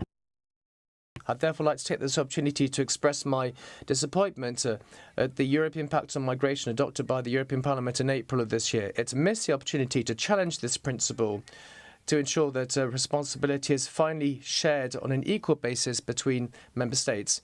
But above all, this pact perpetuates the shortcomings of the current system, which prioritises returns and expulsions over the respectful application of the right to asylum. This pact also prioritises deterrence, the increased use of detention, and the outsourcing of the processing of asylum applications via various existing agreements, the most recent of which allows the United Kingdom to send its asylum seekers to Rwanda. Ladies and gentlemen, a human rights-based approach to asylum is more necessary than ever. We need to strengthen the protection of the most vulnerable. We need to put in place legislation that allows asylum applications to be processed fairly and ensure that everyone worthy of protection is indeed protected. Thank you very much indeed. I'd like to call on you to support this draft resolution. Thank you very much. And the last on the list of speakers is Mr. Wells. Mr. Wells, please take the floor. Thank you, President. Dear colleagues, the report we are debating today highlights the critical importance of upholding the right to seek asylum. People who have a well-founded fear of persecution deserve an asylum system that's fair and compassionate. At the same time, it's crucial to recognize that fairness to refugees is enhanced when the asylum systems are also orderly and efficient. People cross borders for a multitude of reasons. It's to the benefit of refugees and to our societies at large when we can quickly and fairly distinguish refugees from other migrants, such as economic migrants or individuals who may be embedded in migration flows for nefarious reasons.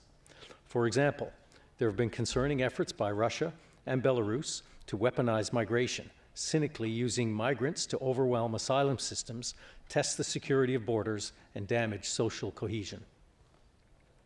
The international community must stand firmly against all efforts to undermine the right to asylum and to destabilize countries that respect the rights of refugees.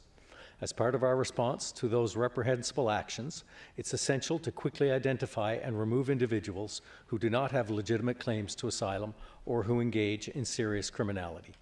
Further, the safe third country concept is an important tool that can be used to promote fairness and efficiency between countries and to avoid duplicating assessments of the same asylum claim in multiple jurisdictions. However, as the report recognizes, the safe third country concept can be misused to undermine the rights of refugees, including through the legal fiction of listing countries that are not genuinely safe. In Canada, our experience with safe third country concept is limited to our agreement with the United States. This agreement requires most asylum seekers to make their claim in whichever of the two countries they first enter. It also includes appropriate exceptions, exemptions, and review obligations to ensure that the rights of asylum claimants are safeguarded on an ongoing basis. While the legal and practical context differs from Europe, Canada's experience shows that the safe third country concept can be a useful tool in the efficient management of asylum claims between like-minded countries. Fairness and efficiency in asylum procedures are too often seen as competing goals. The international community can and must find ways to improve both fairness and efficiency for the sake of vulnerable refugees and for the well-being of our societies. Thank you, colleagues. Thank you. The list of speakers is concluded, so I now call Mrs. Stephanie Crisper, rapporteur, to reply. Mrs. Crisper, you have 3 minutes. Thank you very much. I want to thank all the supportive voices that I heard in the debate, and especially also Canada, because you raised issues that are almost forgotten sometimes in the debate, like the legal pathways via resettlement that are not even more in the core of discussion when we talk about asylum seekers in Europe. And it was also good to hear from you that you can do without a safe third country concept, which brings me to the critical voices, where I also have the impression that some of them, most of them, haven't read the report, because to reflect also a bit on the question which countries would be safe of most of the asylum seekers arriving in Europe. Is it Serbia, where you have pushbacks? Is it Hungary, because I'm from Austria, where not even an asylum claim is taken anymore since years? So, and I haven't seen in the report any issue where new human rights are discussed, as a colleague from this direction envisioned. It's not about long procedures, it's about accelerated procedures, but that are based on rule of law. It's also about effective returns, and it's about, because it was said, well, everybody's treated like a refugee, yes, because you have to have the positive prejudice that you're in front of a refugee, because you have to check if it is one or she is one. And that's why individualized asylum procedures are in the core of the report and the principle of rule of law, because as Paul Gavin, Pierre Lanfredi, Sandra Sampa, Simon Monquieu, Ms. Torsvik, Mr. Hongkongen, etc., all my colleagues from this side said, the reality is about death, it's about torture. Everybody who hasn't seen it yet is invited to join us for the next fact-finding visit on the field.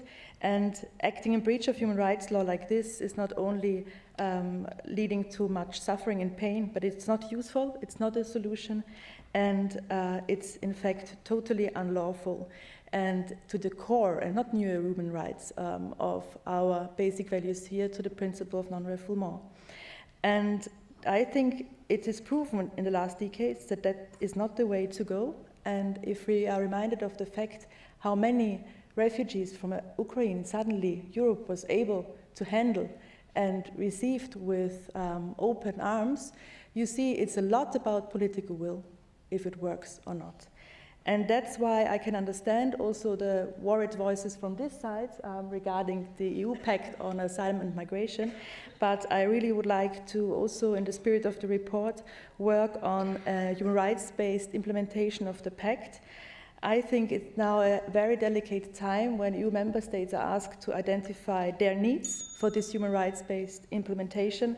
And I think it's important to stay in constructive dialogue between here, where we elaborated on our core values, and Brussels, where there is the political activity and the money, and I will continue my efforts in this sense and in this spirit. Thank you.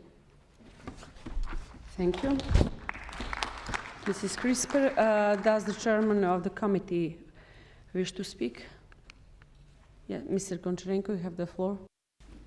Thank you. Thank you, Madam Chair.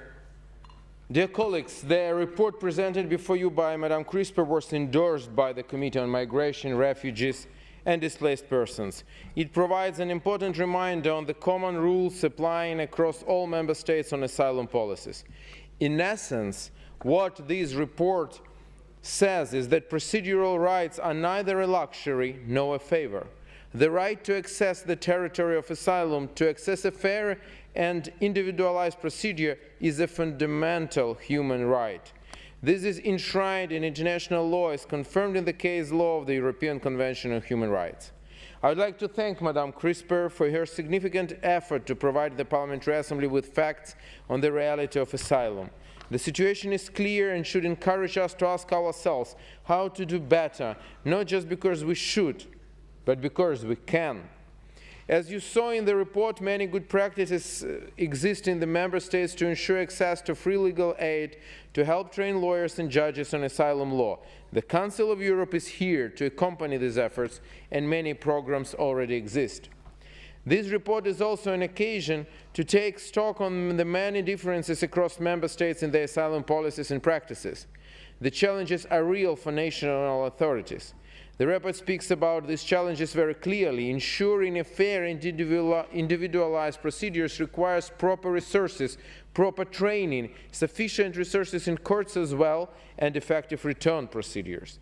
The report also speaks about the issues faced by countries of asylum, including the instrumentalization of migration by some countries to pressure their neighbors. Dear colleagues, this is very important, that migration should not be weaponized, like Belarus is doing, or Lukashenko's regime is doing, like Russian regime is doing on the border with Finland and so on. This is very important. Dear colleagues, addressing these issues is legitimate for member states, but denying procedural rights to asylum seekers cannot be the solution. The committee which I am representing today before you is of the strong opinion that the rule of law and human rights are not playing against the security of states. Quite the contrary. The report provides very concrete recommendations to parliamentarians and to member states, including on border monitoring, so that asylum procedures comply with human rights obligations. It's possible. The instruments exist. Last week we marked the International Refugee Day. Let's remember that any of us could one day be forced to leave our homes. As Ukrainian, I know this better than many others, unfortunately. Irrespective of our political differences across this room, our responsibility as politicians is to ensure that the common framework which we adopted 75 years ago is protected. Let me finish, dear colleagues, by quoting Madame Vigdis Finnbogadóttir, the first woman elected president in Iceland, whose legacy was honored through the awarding of the Vigdis Prize in this very room yesterday. She said, "The fight against prejudice is a movement towards peace." Dear colleagues, let us fight against prejudice, against asylum seekers, as part of our efforts towards peace and democracy. I thank you in advance for your support to this important resolution. Thank you. Thank you, Mr. Goncharenko. The debate is closed now. We'll consider the amendments. The Committee on Migration, Refugees and Displaced Persons has presented a draft resolution, document 15997, to which 2 amendments have been tabled. I remind you that speeches on amendments are limited to 30 seconds. So I would like to remind you also that any amendment which has been unanimously approved by the committee seized for the report shall not be put to the vote in plenary and shall be declared as definitely approved unless 10 or more members of the Assembly object. I understand that the chairperson of Committee on Migration, Refugees and Displaced Persons wishes to propose to the Assembly that amendments 1 and 2 to the draft resolution, which were unanimously approved by the committee, should be declared as approved. Is that so, Mr. Goncharenko? Yes, you're absolutely right. Thank you. Is anyone who wants to object those amendments? So I cannot see anyone who wants to object. So I will consider the amendments to be approved. So now we will proceed to vote on the draft resolution contained in document 15997 as amendment. A simple majority is required. So the vote is open. Please, the vote.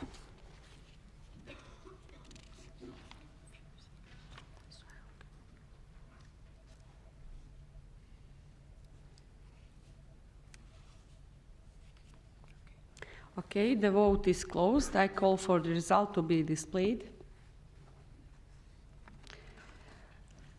Okay. The draft resolution in document 15997 is adopted with 48 votes in favor, 4 against, and 5 absent. Thank you very much. So the agenda is the assembly will hold its the agenda of the what's this? Okay, the assembly will hold its next public sitting tomorrow at 10 a.m. with the agenda approved on Monday. Thank you very much, and sitting is adjourned. Thank you.